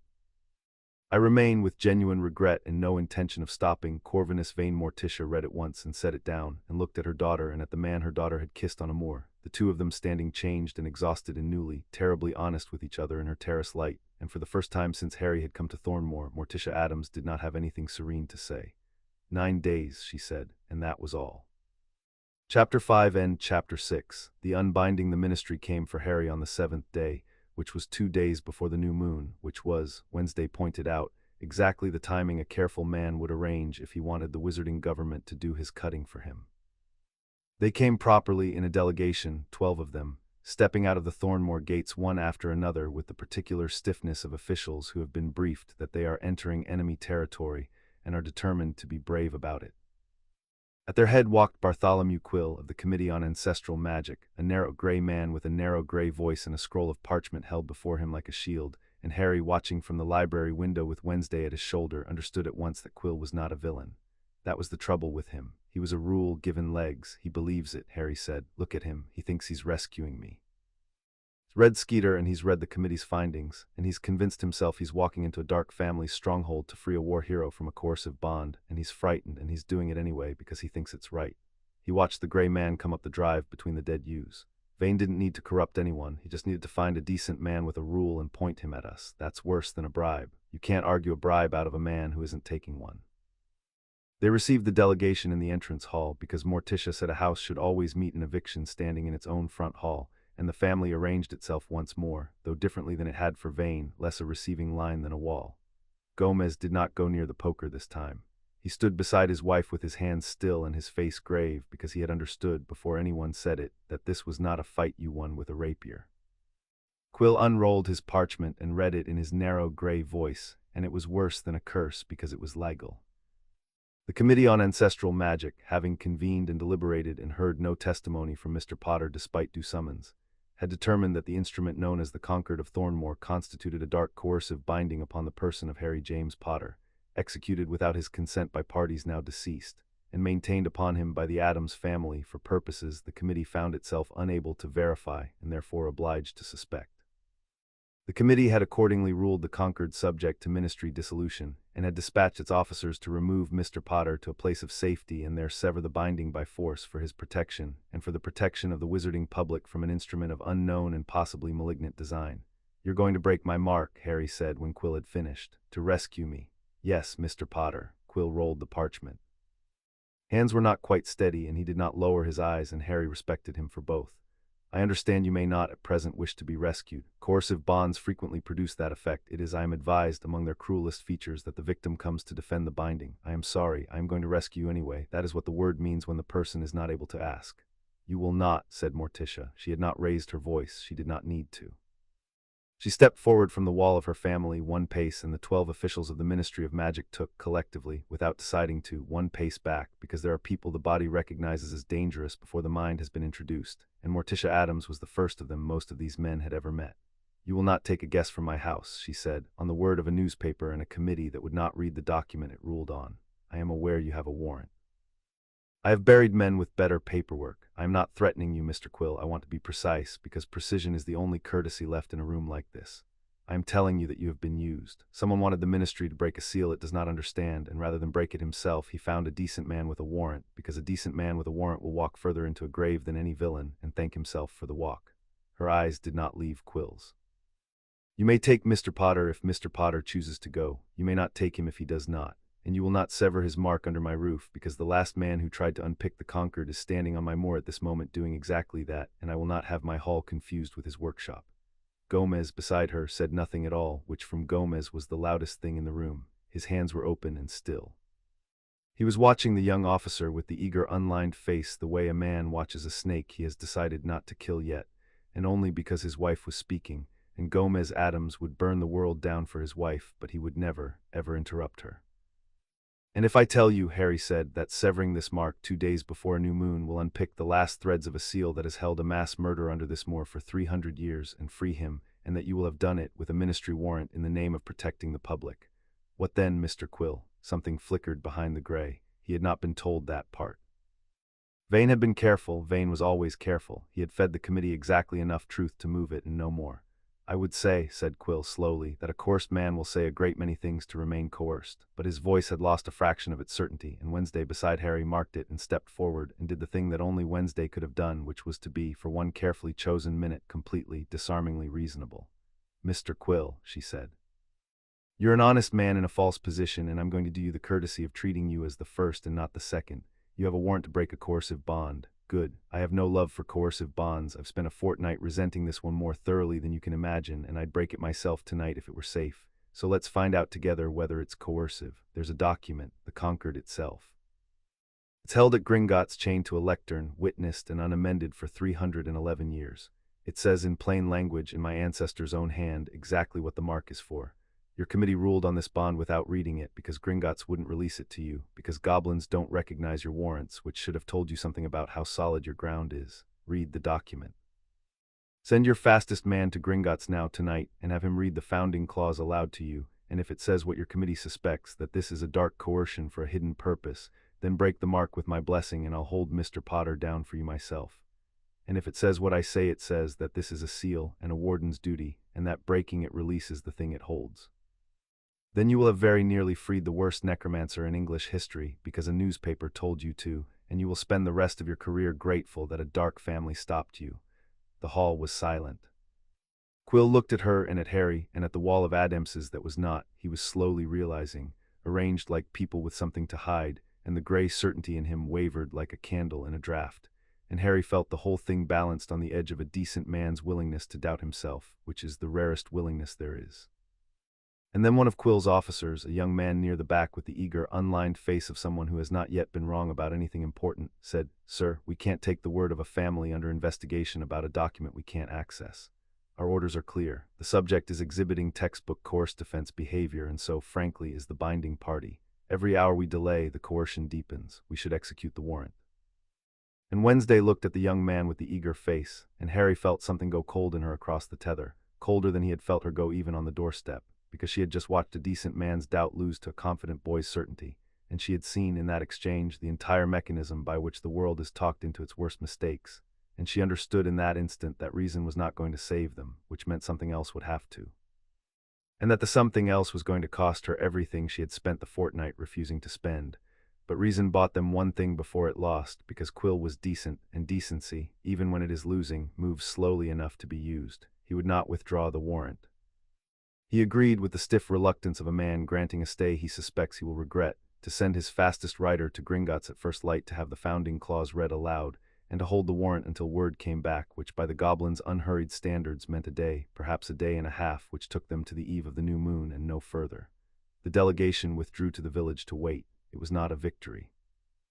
It was a delay dressed as diligence, the exact spell Hermione had promised to cast from London and had, it turned out, taught Wednesday to cast in her stead, and it bought them the last hours of being a family with a problem instead of a family with a grave. They spent those hours around the long table, all of them, the way they had the first night, and they did the arithmetic out loud because Addamses did not flinch from arithmetic, and the arithmetic was merciless. 9 cut threads on the new moon, Harry said, laying it out as he had once laid out a battle, because it was the only way he knew to hold a thing steady enough to look at.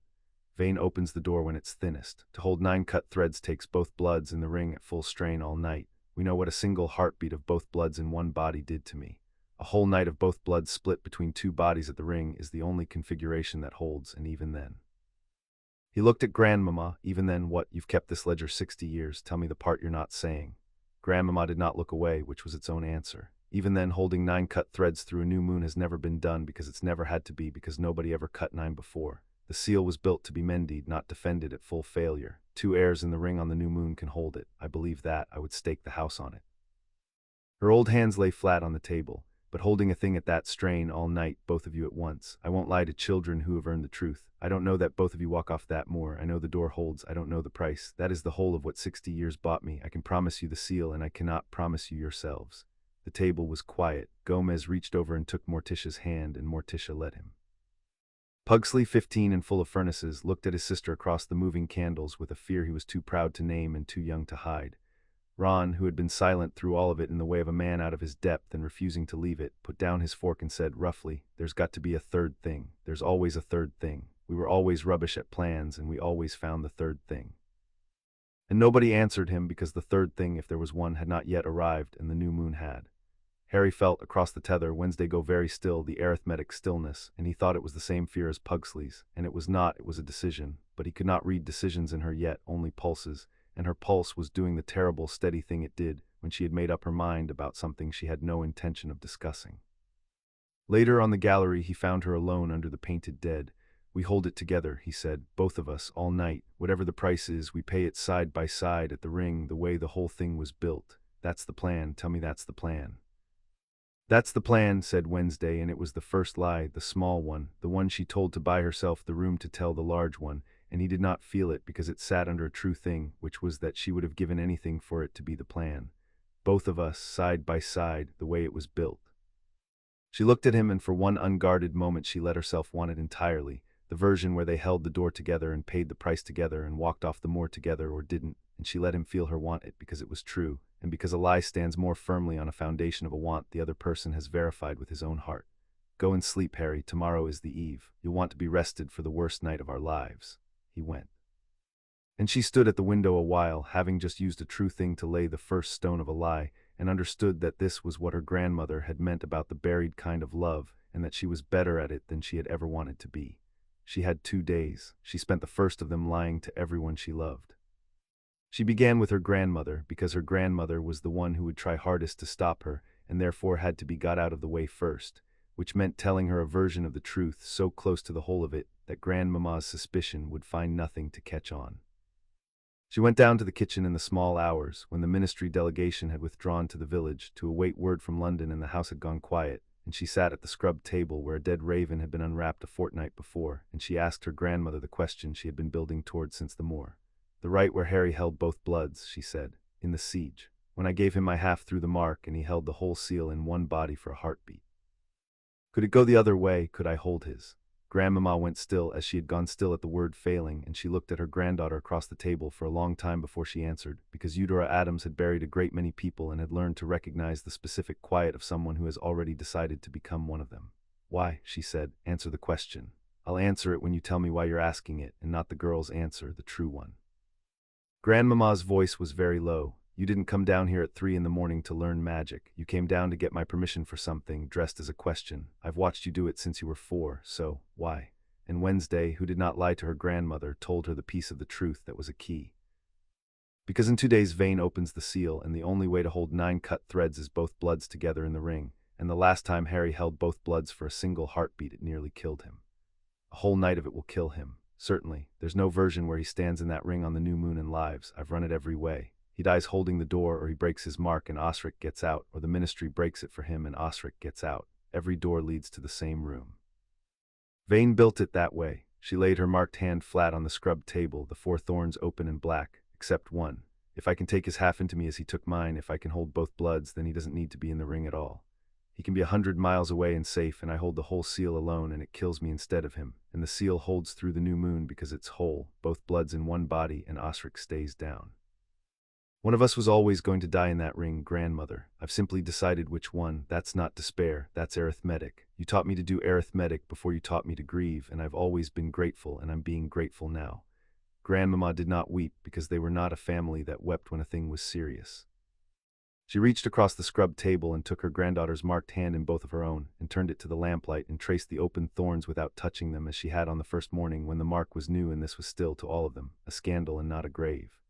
You've fallen in love with him, she said, properly, not the mark, and you've decided, being an Addams, that the correct expression of love is to die so he doesn't have to, and to lie to him first so he'll let you.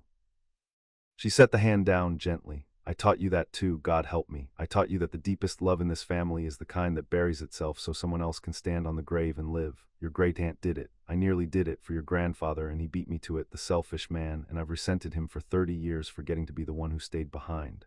Her old eyes were very bright. I'll teach you the working. I'll teach it to you because if I don't, you'll find it yourself badly and die worse. But I'm going to tell you the thing you already know and are refusing to hear, and then I'll never say it again. The boy would rather die beside you than live 100 miles from your grave. You know that. You wore his heart on your hand for a fortnight, and you're going to lie to him and send him away and call it love, and it is love, but it's your love, the buried kind, and you've never once asked him what kind is his.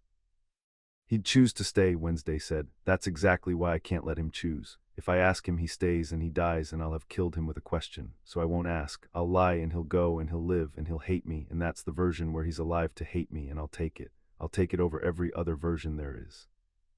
Grandmama looked at her granddaughter for a long moment, and then she got up and went to the shelf where the old workings were kept and took one down, and this was her answer, and it was the only kind of answer their family ever gave to love, which was to hand you the knife you'd asked for and stay in the room while you sharpened it.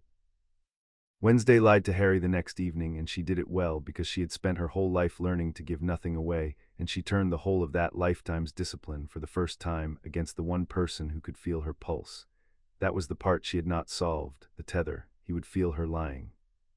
So she did the only thing that would work, which was to tell a lie that was mostly true, aimed at the exact fear they shared, so that when he felt the truth of the fear under it, he would mistake it for the truth of the whole. She found him on the gallery under the ranks of the Addams dead, where they had sealed the truce a fortnight and a lifetime ago. I've been thinking about our plan, she said. The one where we hold the door and stop Vane, and then break the mark clean and become strangers and see if we find each other anyway. She kept her voice level, which was the tell, because it had not been level around him for a week, and she made it level now on purpose, and she watched him notice, and she let him notice because the lie needed him off balance. I've decided it's sentimental, and I don't stock sentimental things. I told you that the first day, and it's still true. Wednesday, let me finish. You wanted to know which of your feelings are yours and which the mark installed. So did I. It's the only honest question in this whole affair. And I've answered it for myself, and you're not going to like the answer, and I'm going to tell you anyway, because you'd want the true version even when it's ugly, especially when it's ugly.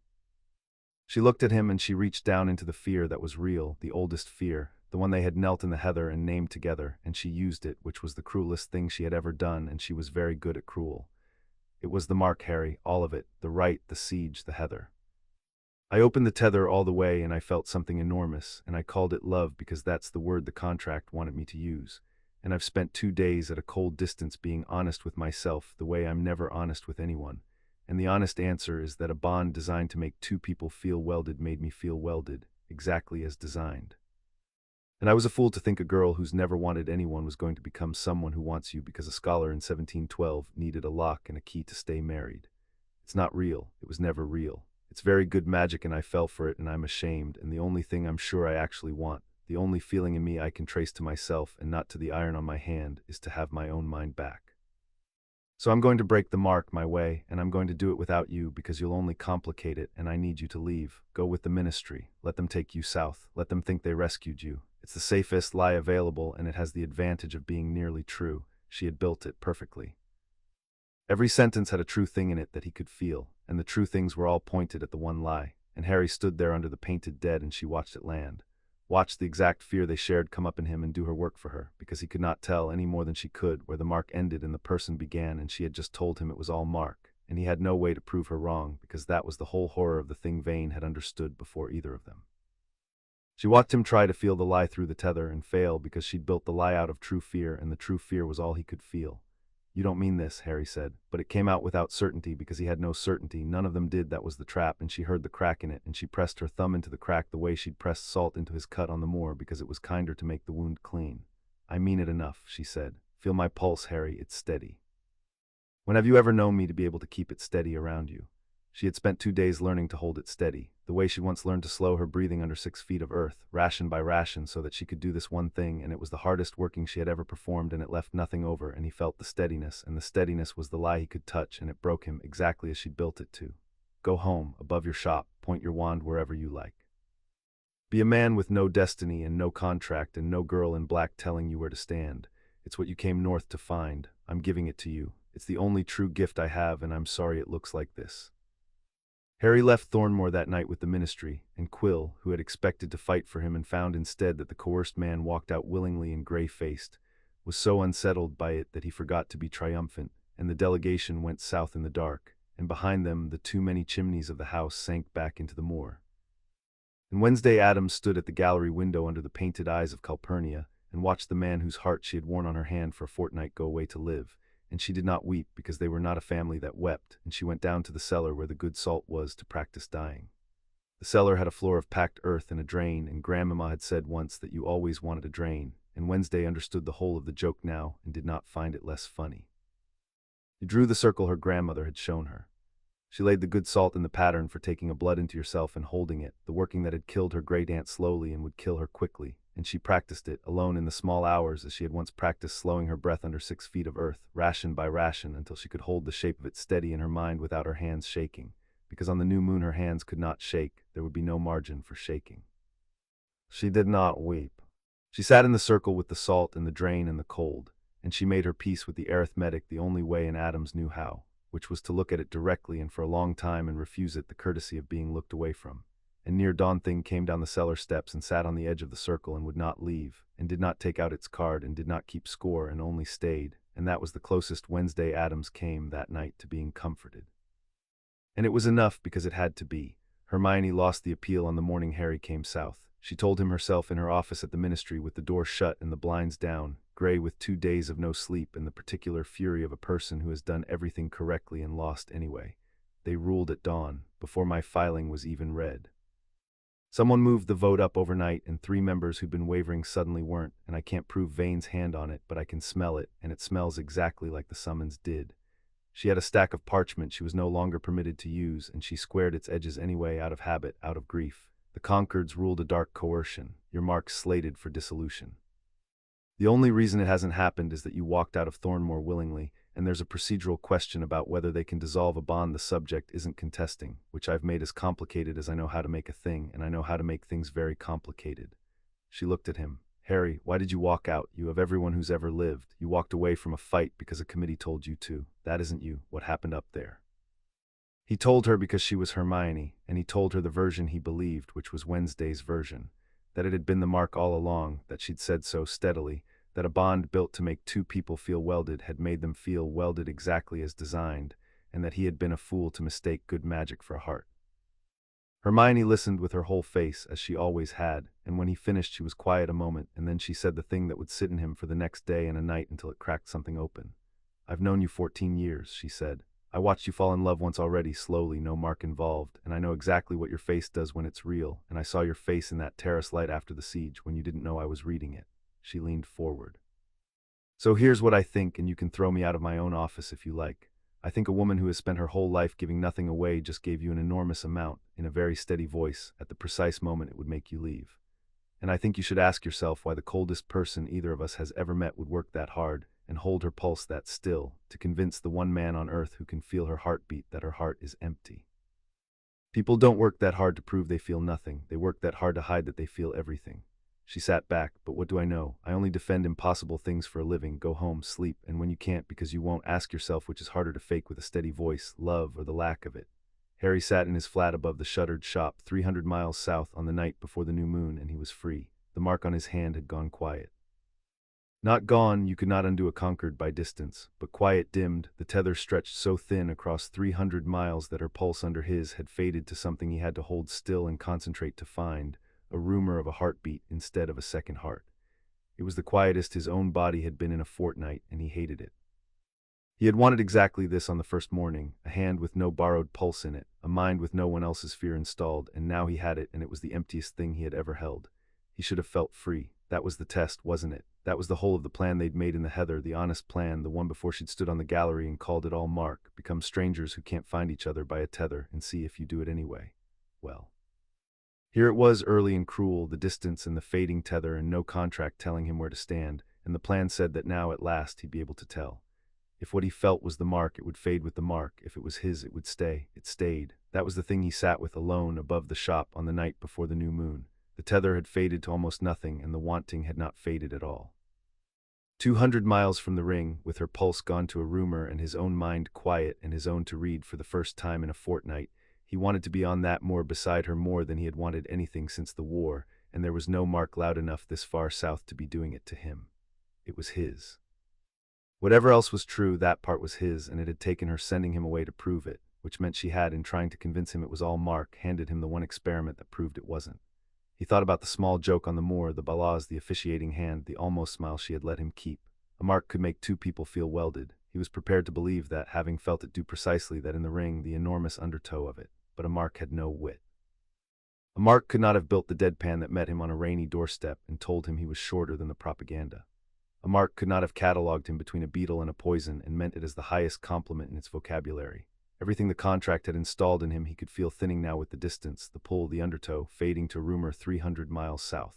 And the things that stayed, sharp and undimmed and entirely his own, were not the welded things. They were the small ones, the balaz, the steady voice she had made herself practice. The way she returned a dropped thing on a flat palm and turned a transaction into the most careful gesture anyone had ever made him. Those had never been the mark. The mark had no use for small things, only people did. And then he understood the rest of it all at once, the way you understand the shape of a trap only after you've walked out the far side of it. She'd been too good. That was the flaw in it. She had built a lie perfectly out of true fear, and a lie built that well was not the work of a woman who'd stopped caring. It was the work of a woman who cared so much she'd spent 2 days learning to hold her own pulse steady so she could break his cleanly. He knew her now. He'd worn her heart for a fortnight. Wednesday Addams did not do careful, exhausting, self-annihilating work to get free of a thing she'd stopped feeling. She did it to protect something. And the only thing on that moor worth 2 days of her whole discipline to protect, worth learning to lie to the one person who could feel her lie, was him. She hadn't sent him away because it was Mark. She'd sent him away because it was real, and because the new moon was going to kill whoever held the door, and she'd done the arithmetic and put herself on the side of the equation that died. Thing was on his windowsill. He didn't know how long it had been there. He had been staring at his own quiet hand. When he looked up, the hand was on the sill outside in the London dark, and it was not carrying a card, and it was not keeping score, and it pressed its palm flat to the glass once, and then it turned and pointed north, the way it had pointed north on the first morning. And Harry understood that thing had come 300 miles on its own, without a letter, without instruction, because it had watched Wednesday go down to the cellar to practice dying, and it had decided. In whatever way a hand decides things, that the score was not going to end this way if it had anything to say about it, and it did not have anything to say. It had never had anything to say, it only had a direction, and it was giving him the direction, north, come now, before the moon. She lied to me, Harry said to the hand, to make me leave, to make me live. Thing gave him a thumbs up and then urgently pointed north again. Harry stood. The mark on his hand, quiet and dim and stretched thin across 300 miles, warmed by a single degree, the first warmth it had shown since he'd come south, because he had turned in his own quiet mind to face the direction she was in, and the tether, faint as it was, still knew. It would always know. That was the whole use of being welded to someone. You always knew where they were, and he had spent a fortnight resenting it, and now it was the most precious fact he owned, that no matter how thin they stretched the thread, no matter how far south they sent him to save his life, some part of him would always know exactly where on the earth she was and be turned toward it. He was not going to let her die alone in a ring of stones to save a life he had never once asked her to save. He took his coat off the chair that something had nearly devoured, and his wand from the table, and he looked at his own hand one last time in the quiet, the free quiet, the empty quiet he'd wanted his whole life, and he chose, with nothing telling him to, no mark loud enough, no contract in reach, no destiny pointing, entirely and only himself, the loneliest and most complete choice of his life. He chose her. He chose the ring. He chose to go north into the one door Vane had never built, the door marked "He Comes Back," because Vane had built a room with a door for every sensible thing a man might do, and had forgotten, being a scholar and not a lover, to build one for the thing a man does when he has been sent away to live and decides, freely, in an empty room 300 miles from any magic that could compel him, to go back and die beside the person he chose. "Show me the way," Harry said to the hand on the sill, exactly as he had a fortnight before in the rain, when none of this was his and all of it had been done to him. This time it was his, every step of it. That was the difference, and it was the only difference that had ever mattered, and it was everything. Thing pointed north into the dark, toward a moor where a new moon was rising over a ring of 9 stones, and a woman in black who had learned to lie to the one heart that could hear her, and Harry Potter went out into the night to prove her wrong. Chapter 6 and Chapter 7. Chosen. The new moon gave no light, which was the point of it, and Harry came over the last rise onto the moor in a dark so complete that he found the ring of stones not with his eyes but with his hand, the marked one, which had warmed degree by degree the whole way north until it burned, because she was close now, close and getting closer, and doing something that made her pulse under his run fast and thin and wrong. He came down the slope at a dead run and found her inside the ring of 9 stones, alone, kneeling in the center where the dark of the seal held its long failing note, with the good salt laid around her in the pattern for taking a blood into yourself, and the 4 thorns on her arm open and black, and her marked hand pressed flat to the earth over the vault, and she was halfway into the working that would let her hold both bloods alone, the working that would kill her. And she looked up when he crossed the line of stones, and her face, for once, gave everything away, because she had spent everything she had on holding her pulse steady 2 days ago, and there was nothing left over to guard it with. He wanted, more than he had wanted anything, to cross the salt and haul her out of the circle by force, and he did not, because he had learned the shape of her working from a fortnight of watching her grandmother, and he knew that a taking working interrupted by a touch would tear the taker apart, and that if he laid a single hand on her now to save her, he would be the thing that killed her. So he did the hardest thing he had done since the night of the rite, which was to kneel across from her in the salt and keep his hands to himself while every part of him demanded to reach, because she had taught him on a different night that not reaching for the thing was sometimes the only way to hold it, and he had said yes, and a yes was a yes even here, even now, even with a dead man rising between them. "No," she said, "no, you're 300 miles south, you're free. I sent you south, I held my pulse still, I did it perfectly, I have never done anything so well in my life, why are you here?" "Because you did it too well," said Harry, and dropped to his knees in the salt across from her, and did not touch her because the working was live and touching it might kill them both, but he put his marked hand flat to the earth beside hers, close, the 2 open thorns almost meeting. Nobody works that hard to leave a thing they've stopped feeling. Wednesday. You built me a perfect lie out of the one true fear we share, and it was the best work I've ever seen, and it was also a confession, because the only reason to do it that well was that you couldn't afford for me to feel the truth under it. And the truth under it was that you'd rather die alone in a ring of stones than let me choose to die beside you. So here's the thing you didn't account for. He looked at her across the failing dark. I went 300 miles south. The tether faded to a rumor.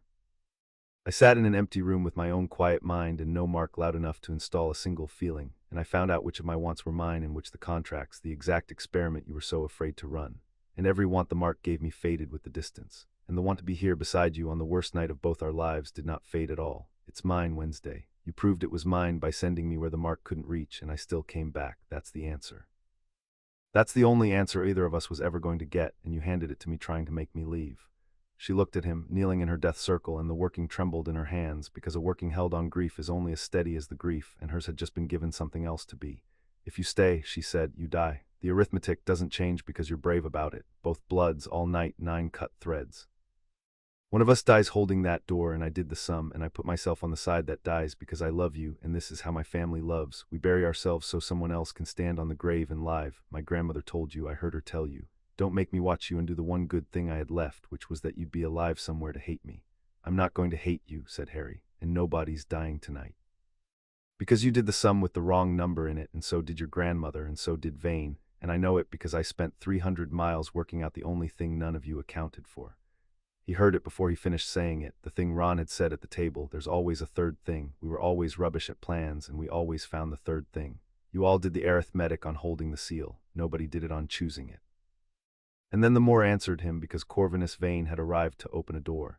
He came into the ring of stones as he did everything, unhurried, alone, in a good coat, and he stopped at the sight of the two of them kneeling in the salt, and something in his pleasant face went genuinely still, which was the first time Harry had seen it do that.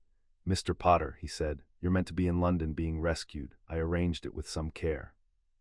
He looked at the pattern of salt, at the working half-built in Wednesday's hands, and read it in a glance, because he read everything in a glance and understood it, and for a moment there was something almost like grief in him.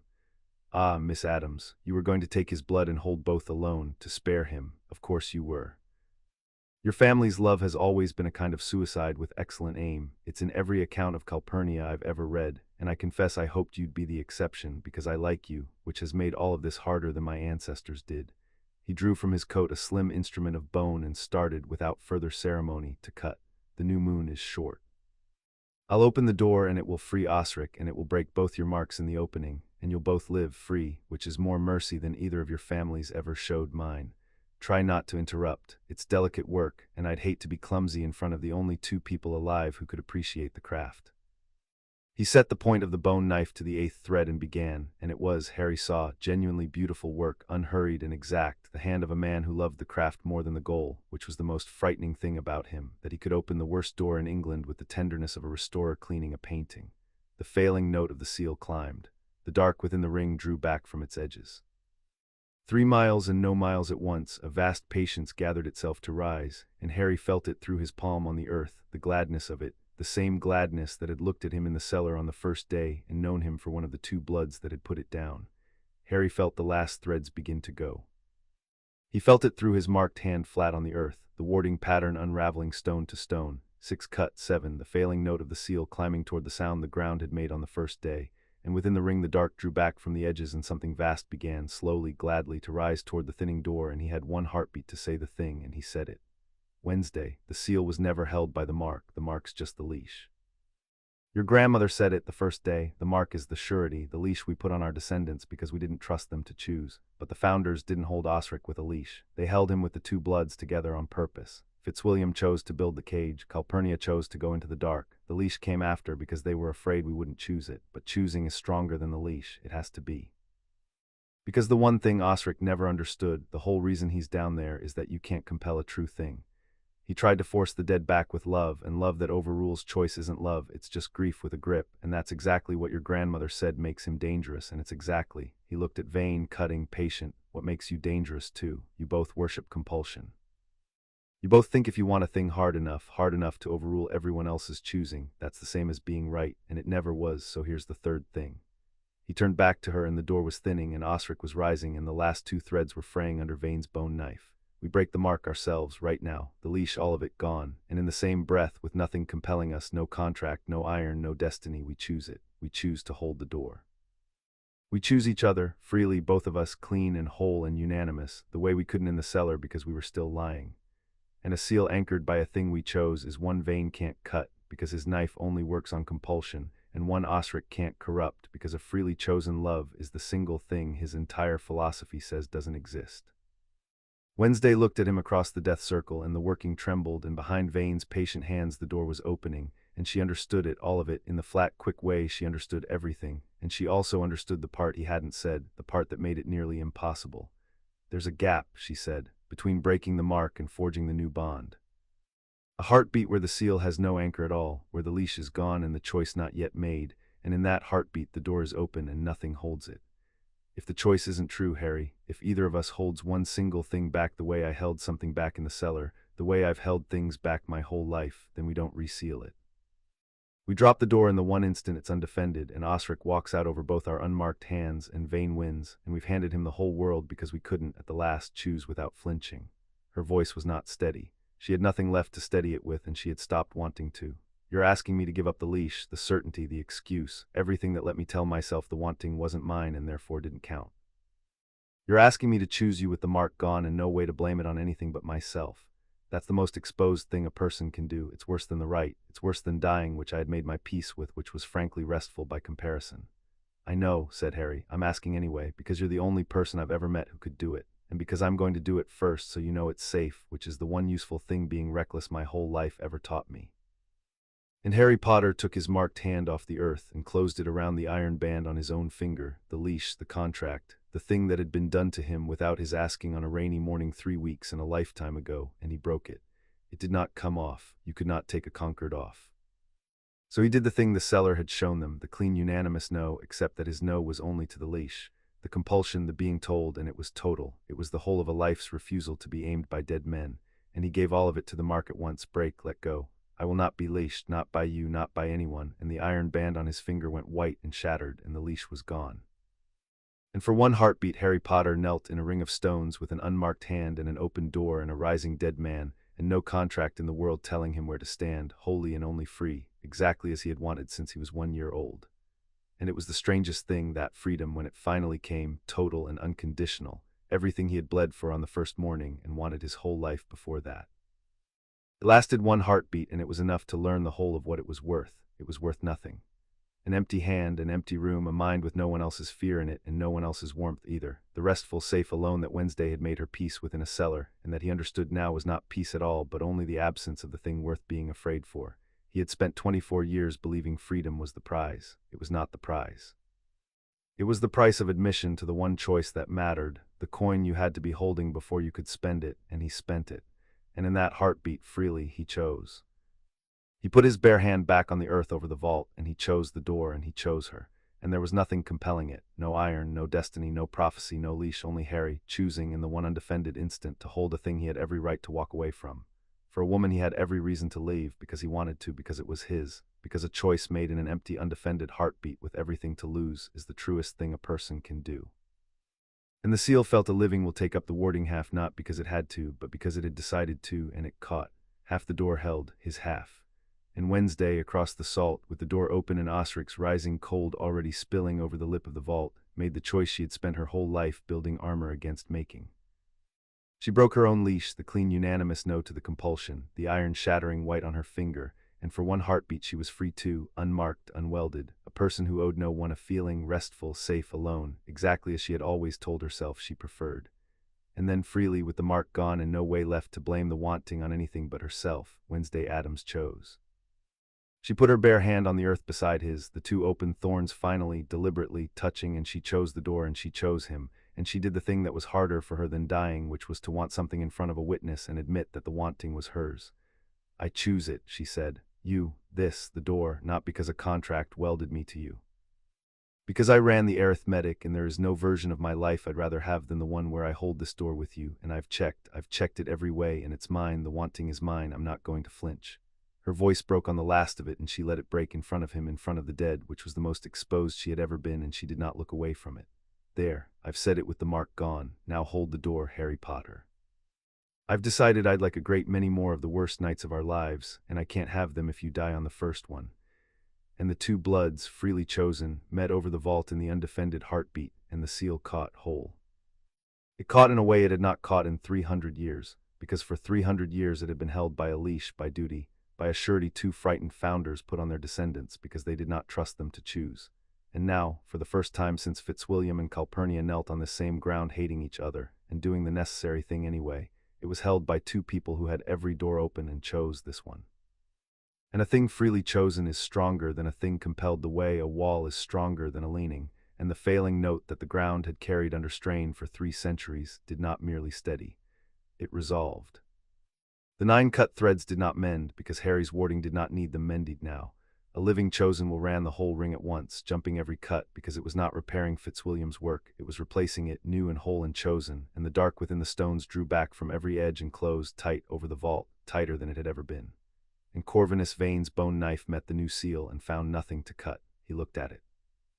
He tried again, patient even now, and the instrument that had unpicked 300 years of the finest warding in England slid off the new bond and left no mark, because his method worked on compulsion, on leashes, on the seams where a thing had been forced together and could be pried apart, and there were no seams in a thing freely chosen, no forcing, no leash, nothing his whole scholarship knew how to grip. And Harry watched the understanding arrive on the pleasant face. The exact moment a man who has done all his reading discovers there was one book he was constitutionally unable to open, and it was, Harry thought, the loneliest thing he had ever seen, lonelier than the empty room in London, a man standing in a ring of stones with the correct tool for every lock in the world and the one door that had no lock at all, only a choice, which he had spent his whole life proving to himself did not exist. "That's not possible," Corvinus Vane said. It was the first unconsidered thing he had ever said. "A bond can't hold without an anchor. You broke the marks. I felt them break. There's nothing binding you. There's nothing compelling the seal." "No," said Wednesday. "There isn't. That's the whole point, and you'll never understand it, and neither would Osric, and that's exactly why the two of you belong on the same side of this door and I don't. Nothing is compelling us. We're holding it because we chose to. You spent 30 years learning to cut every leash there is, and you never once learned the thing my grandmother taught me before I could walk, which is that the strongest bonds aren't the ones you can't get out of. They're the ones you can and don't," and the family arrived. They came over the rise in the new moon dark with the blue lamp among them, the whole of them, Gomez with a rapier in each hand and murder in the wrist, Morticia moving like weather, Grandmamma with the good salt, Fester crackling, Pugsley raining the good stuff, Lurch simply present and enormous, Cousin It speaking its high, rapid, unintelligible sentence that the kept dead could not bear, and Ron and Hermione behind them. Ron with a borrowed rapier he'd stopped being dubious about, and Hermione with her wand up and a ministry writer beside her, and behind the writer, grey-faced and appalled and holding a scroll, Bartholomew Quill, who had sent a man to Gringotts and had the founding clause read to him and had learned, an hour too late and just in time, exactly what his warrant had nearly done. For a few minutes there was, all the same, a battle, because Osric's grip on the moor did not let go politely, and the last great surge of the kept dead came up out of the peat all at once as the seal fought to close, and the Addams family met it the way they met everything, as a celebration with casualties. Gomez and Ron took the western arc back to back, and Gomez shouted encouragement in 3 languages, and Ron had stopped correcting the count and started inflating it, and the two of them cut a path through the kept ravens that Pugsley, from the rise, lit with the good stuff in colors that made Quill's officers cry out and duck. Morticia walked the eastern arc alone and did not hurry, and nothing that came at her arrived. Fester grounded himself through the wet stones and became, for the duration, the single most illuminated saint in the disreputable history of the family. Grandmamma flung the good salt in arcs and named the kept things home a dozen at a time. Lurch stood in the northern gap between 2 stones and would not be passed. And Cousin It planted itself at the lip of the rise and spoke, and whatever it said, the kept dead came apart at hearing it, which even Hermione, who had read a very great deal, could not explain, and had decided in the Addams manner to be grateful for rather than curious about. Quill's officers, who had come north to rescue a coursed hero from a dark family, found themselves fighting shoulder to shoulder with that family against a tide of the returning dead, and the young officer with the eager, unlined face who had been so certain in the hall, took one look at Morticia Addams turning back the grave with her manners intact and revised, in the space of a single night, the entire shape of what he thought he knew, which is the most any young man can be asked to do, and more than most manage. But there was not, in the end, much for them to fight, because the seal was whole and the kept dead were coming apart on their own now, the moor's whole hoarded congregation losing its hold as the thing that had kept them lost its grip, and the only piece of the battle left was the one at the center of the ring, where Osric Vane, drawn up to the very lip of the closing door by new moon and a scholar's patient knife, hung in the last of the gap with the seal shutting on him, and reached one final time for the world, and Wednesday met him there, not with force this time. She had force, and she'd used it, and she knew now that force was Osric's own language, and speaking it to him only kept the argument going. She knelt at the lip of the closing vault with her bare unmarked hand and her open bloomed thorns, and she spoke to the greatest necromancer of his age the way you speak to grief and not a monster, low and level and without music, the voice she had said Harry's name in on a doorstep 3 weeks before. "They don't want to be kept," she told him. "That's the thing you never let anyone tell you, because it was the one thing you couldn't survive hearing. Your wife, your daughter. All of them, all the dead you gathered at the door. They don't want to come back, not because they didn't love you, because they did. The dead are restful, Osric. I've spent my whole life among them, and I promise you they are restful, and the door isn't a cruelty, it's a mercy. It's the one wall in the universe that means the people you love get to stop. You've been trying for 300 years to take that from them out of love, and it's the cruelest thing anyone ever tried, and I'm not going to let you do it, and I'm also, and this is the part my family understands and yours never did, I'm also sorry. Truly. Go home, not because I'm forcing you. Because it's time, and because somewhere on the far side of that door there are two people who have been resting for 3 centuries and would, I think, like their grief to finally lie down beside them. She reached out and did not touch him and turned her bloomed palm up, the way thing turned its palm up, the oldest gesture of her family, the one that meant you are seen and it is over and you may put it down now. Go home. And Osric Vane, who had been held down for 300 years by force and had fought it every hour, was for the first time not forced but asked, and asked by someone who meant the sorry, and something in the vast glad rising attention faltered and bowed, and for one moment before the door closed it was not a monster at the lip of the vault but a man, an old grieving man who had loved too hard in the one direction love must never go, and he heard at last. Thing no one in 3 centuries had been willing to say to him kindly, and he stopped reaching and he went home, and the door shut behind him, gentle, final, whole. Which left Corvinus Vane alone in the ring, with a bone knife that cut nothing and a seal he could not open and an ancestor he had worshipped and freed and lost, all in the same minute, and the whole of the Addams family arranged around the stones watching him, with the patience of people deciding what to do with a guest who has badly overstayed. You could have had this, Wednesday told him, getting to her feet. The thing you actually wanted under the grievance, to not be alone with a grief no one would sit beside. My family sits beside grief. It's the one thing we're truly good at. You could have knocked on the door instead of cutting the seal, and my mother would have poisoned your tea out of respect, and you'd have had somewhere to put 300 years of it down. Instead you did your reading, and your reading told you the only way to hold a thing is to compel it, and you believed the reading over every living person who ever tried to tell you otherwise, and now you're standing in a ring of stones having freed no one and lost the only relative you had left, and I would offer you a choice, one last one, to step back from the vault and take the mercy you came here to deny everyone else. She looked at him without cruelty, which was worse than cruelty. But you won't take it. You've never once in your life chosen a thing you couldn't prove, and you can't prove mercy, and so you'll refuse it, out of the same certainty that put your ancestor in the ground, won't you? I did my reading, said Corvinus Vane, and it was almost dignified, the last certainty of a man who had bet his whole life on the belief that being right was the same as being loved. I am not going to abandon 30 years of correct scholarship because a girl asked me kindly. The seal can be reopened. I only need to find he never said the seam.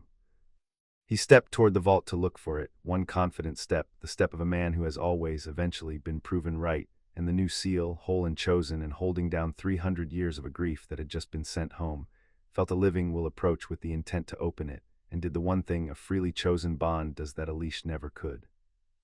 It defended itself not out of duty, but because the two people holding it wanted freely with their whole unmarked hearts to keep the door shut, and the closing dark took the last of Osric's reach with it as it sealed. And Osric's reach, drawn back down through the shutting gap, closed on the one living thing at the lip of the vault that shared his blood and his grief and his lifelong certainty that love was a thing you took and kept, and it took Corvinus Vane gently as he had done everything, and drew him down into the dark he had spent 30 years trying to open, and the door shut over him, whole, and the ring of 9 stones stood quiet on the moor under a new moon that gave no light, and it was, at last, over. Nobody spoke for a while.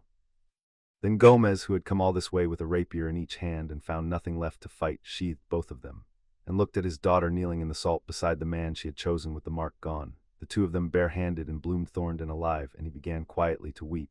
And this time nobody handed him a handkerchief, because this time the whole family was doing it, in their various restrained and terrible ways, and Morticia put her hand flat between her husband's shoulder blades. And Thing climbed down from Ron's shoulder and crossed the ring and sat on the earth an equal distance from Harry and Wednesday, and took out its card and wrote at last a final score and held it up, and it said in the blocky deliberate print of a hand that had been keeping count since a rainy doorstep 3 weeks before, they chose. Game over, everybody wins. The scandal in the end did the thing scandals do when the truth is more interesting than the lie, which is that it turned. Bartholomew Quill went back to London a changed man, and did the single bravest thing a bureaucrat can do, which was to admit in writing that his committee had been wrong. He filed a full account of what the Concord actually was, and what his warrant had nearly done, and who had fed his committee the lie, and though he never proved Corvinus Vane's hand on the vote, because Corvinus Vane was no longer available to be proven anything, the account was enough to make the Committee on Ancestral Magic quietly dissolve itself out of embarrassment, which Hermione called the finest legal outcome of her career, and the only one she'd ever achieved by losing. The prophet ran a retraction of sorts, buried on page 9, in which Rita Skeeter allowed that questions remained, which was as close to an apology as Rita Skeeter came to anything, and the wizarding world, which had spent a fortnight scandalized that the boy who lived had been bound to a dark family, moved on to being scandalized about something else, as it always did, and the Addamses were left, as they preferred to be, unregistered, uncatalogued, and entirely misunderstood. Ron and Hermione stayed 3 more days, which became a week, because the family would not hear of them leaving, and because Ron had discovered that Fester's rigged card game could, with sufficient practice, be beaten, and refused to go home until he had done it. On the last morning, Hermione found Harry on the terrace and stood beside him looking out at the moor, where the ring of 9 stones held quiet under an ordinary sky, and she did not say any of the things a lesser friend would have said. She had watched from the rise a man break a leash 3 centuries old and choose, in the undefended dark, to hold a door he had every right to walk away from. "I was wrong in my office," she said. "I told you to ask which was harder to fake with a steady voice, love or the lack of it. That wasn't the real question. The real question was whether you'd choose it once nothing was making you, and you did, with the mark gone and everything to lose, and that's the only proof anyone ever gets, and it's better than most people manage in a whole marriage." She was quiet a moment. "She's terrifying, Harry. She threatened to introduce me to poison she isn't permitted to name to guests, and I've decided she's my second favorite person you've ever brought home. Don't tell Ron he thinks it's him. Let him think it's him."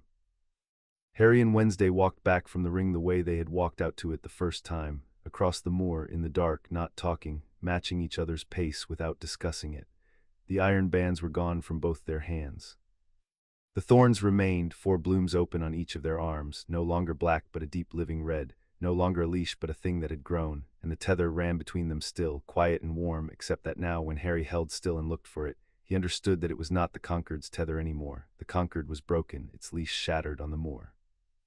This was a new one, forged in an undefended heartbeat, and it ran only as deep as the 2 of them chose to let it run, and that, Harry thought, was the whole difference, and it was everything. Wednesday broke the silence once halfway across the moor, which for her was practically a speech. "You were right," she said to the dark ahead, not to him, which was how she said the things that cost her, about choosing being stronger than the leash. "I've spent my whole life certain that the only safe thing to hold was a thing you couldn't get out of, because a thing you can leave you. I was wrong. It's the other way round. The only thing worth holding is the one you could put down at any moment and don't." She walked a few more steps. "Don't make me say it twice. I'm only saying it now because it's dark and you can't see my face." "I don't need to see your face," said Harry. "I wore your heart for a fortnight. I know exactly what it's doing." "Insufferable," said Wednesday, which was, from her, a considerable endearment. "So," he said, at the door of Thornmoor, which had opened before they reached it, because a house that has waited 311 years for a Potter is not going to make him knock twice. "The mark's gone, the leash. We could do the thing we planned, back in the heather. Break clean, become strangers, walk 300 miles apart, and see if we find each other across an ordinary distance with an ordinary heart, and only then know it's real." "We could," said Wednesday. "It was a good plan, lonely and honest, my favorite kind." "Except we already did it," said Harry. "You sent me 300 miles, the tether faded to nothing. And I came back anyway, with no mark loud enough to make me, and chose you in a ring of stones with everything to lose and every door open. And you broke your own leash and chose me in front of your whole family and the dead, which for you is worse than dying. You said so yourself." He looked at her in the light from the open door. "We ran the experiment. It's the cleanest result either of us is ever going to get. So I'm not going to ask you to marry me because your father would explode, possibly literally. Fester keeps offering to arrange it. And I'm not going to ask you to be my anything because you're nobody's anything, and it's my favorite thing about you." He held up his bare, bloomed hand, palm out, the way she'd met him on the doorstep 3 weeks before. "I'm just going to keep choosing it. Every hour, the way you said you'd hold the seal, freshly, on purpose, no contract, no leash, nothing making me but me. And I'm going to keep doing it until you tell me to stop, and I don't think you're going to tell me to stop, because I've worn your heart and I know what's in it, and it's the same thing that's in mine, and neither of us is ever going to say it in a way that isn't deniable, and that's fine, because we don't need to say it. We chose it in front of the dead. They're better witnesses than any registrar." Wednesday was quiet, and the quiet had a different quality than any of her quiets he had catalogued, and he had catalogued a great many. It was not the thinking stillness or the menace stillness. It was the stillness of a person standing at the edge of the one thing she had built her whole life not to do, which was to be, on purpose, in front of a witness, without armor, glad. He had asked her for it once on a moor with the mark on, and she had walked away furious at the truth. He was asking again now with the mark gone, and he watched her understand that this time there was nothing to blame it on, no contract, no leash, no right turning on a light, only her choosing, and he did not reach for her because he had learned, and he let her come to it in her own time, the way you let a wild and dangerous thing decide for itself that your open hand is safe. Wednesday looked at his bare palm held out in the light. She looked at him. Down the hall unseen, the whole family was pretending very hard not to be listening, and failing, and Gomez had already started to cry again, and Morticia had already produced the handkerchief, and Grandmama had already begun, out of pure anticipatory joy, to plan a wedding that neither of them had agreed to, and both of them, it was understood, would eventually and on their own terms allow. "Don't make it mean anything," Wednesday said, and lifted her own bare hand, and set her bloomed palm a hair's breadth from his, not touching as she always had, the handshake for people who don't shake hands, except that this time slowly, deliberately, choosing it, with the mark gone and no leash left, and nothing in the world compelling her but the arithmetic of her own heart, which she had checked and checked again, and found came out the same every way she ran it. She closed the distance, and pressed her palm flat to his, and held on. "I already made it mean everything," said Harry, "3 weeks ago on this doorstep, in the rain." "I know," said Wednesday Addams, and did not let go, and did not blink, and did the thing that was not a smile, the deliberate absence of one, held a half-second too long to be anything but chosen. "You were shorter than the propaganda. I decided to keep you anyway. Come inside, Harry. It's cold, and my grandmother's cooking, which means she's happy, which means we've won, and the more eats better than we do, but tonight, for once, I'd rather stay in." And she drew him in out of the dark, into the house that had waited 3 centuries for a potter and got one at last, not because a contract sent him, but because he chose the door and she chose him, and the two of them stepped over the threshold together, bare-handed and bloomed, into the warm and terrible light of a family that had been right about them all along and would never, ever be gracious enough to only say so once. Chapter 7 End.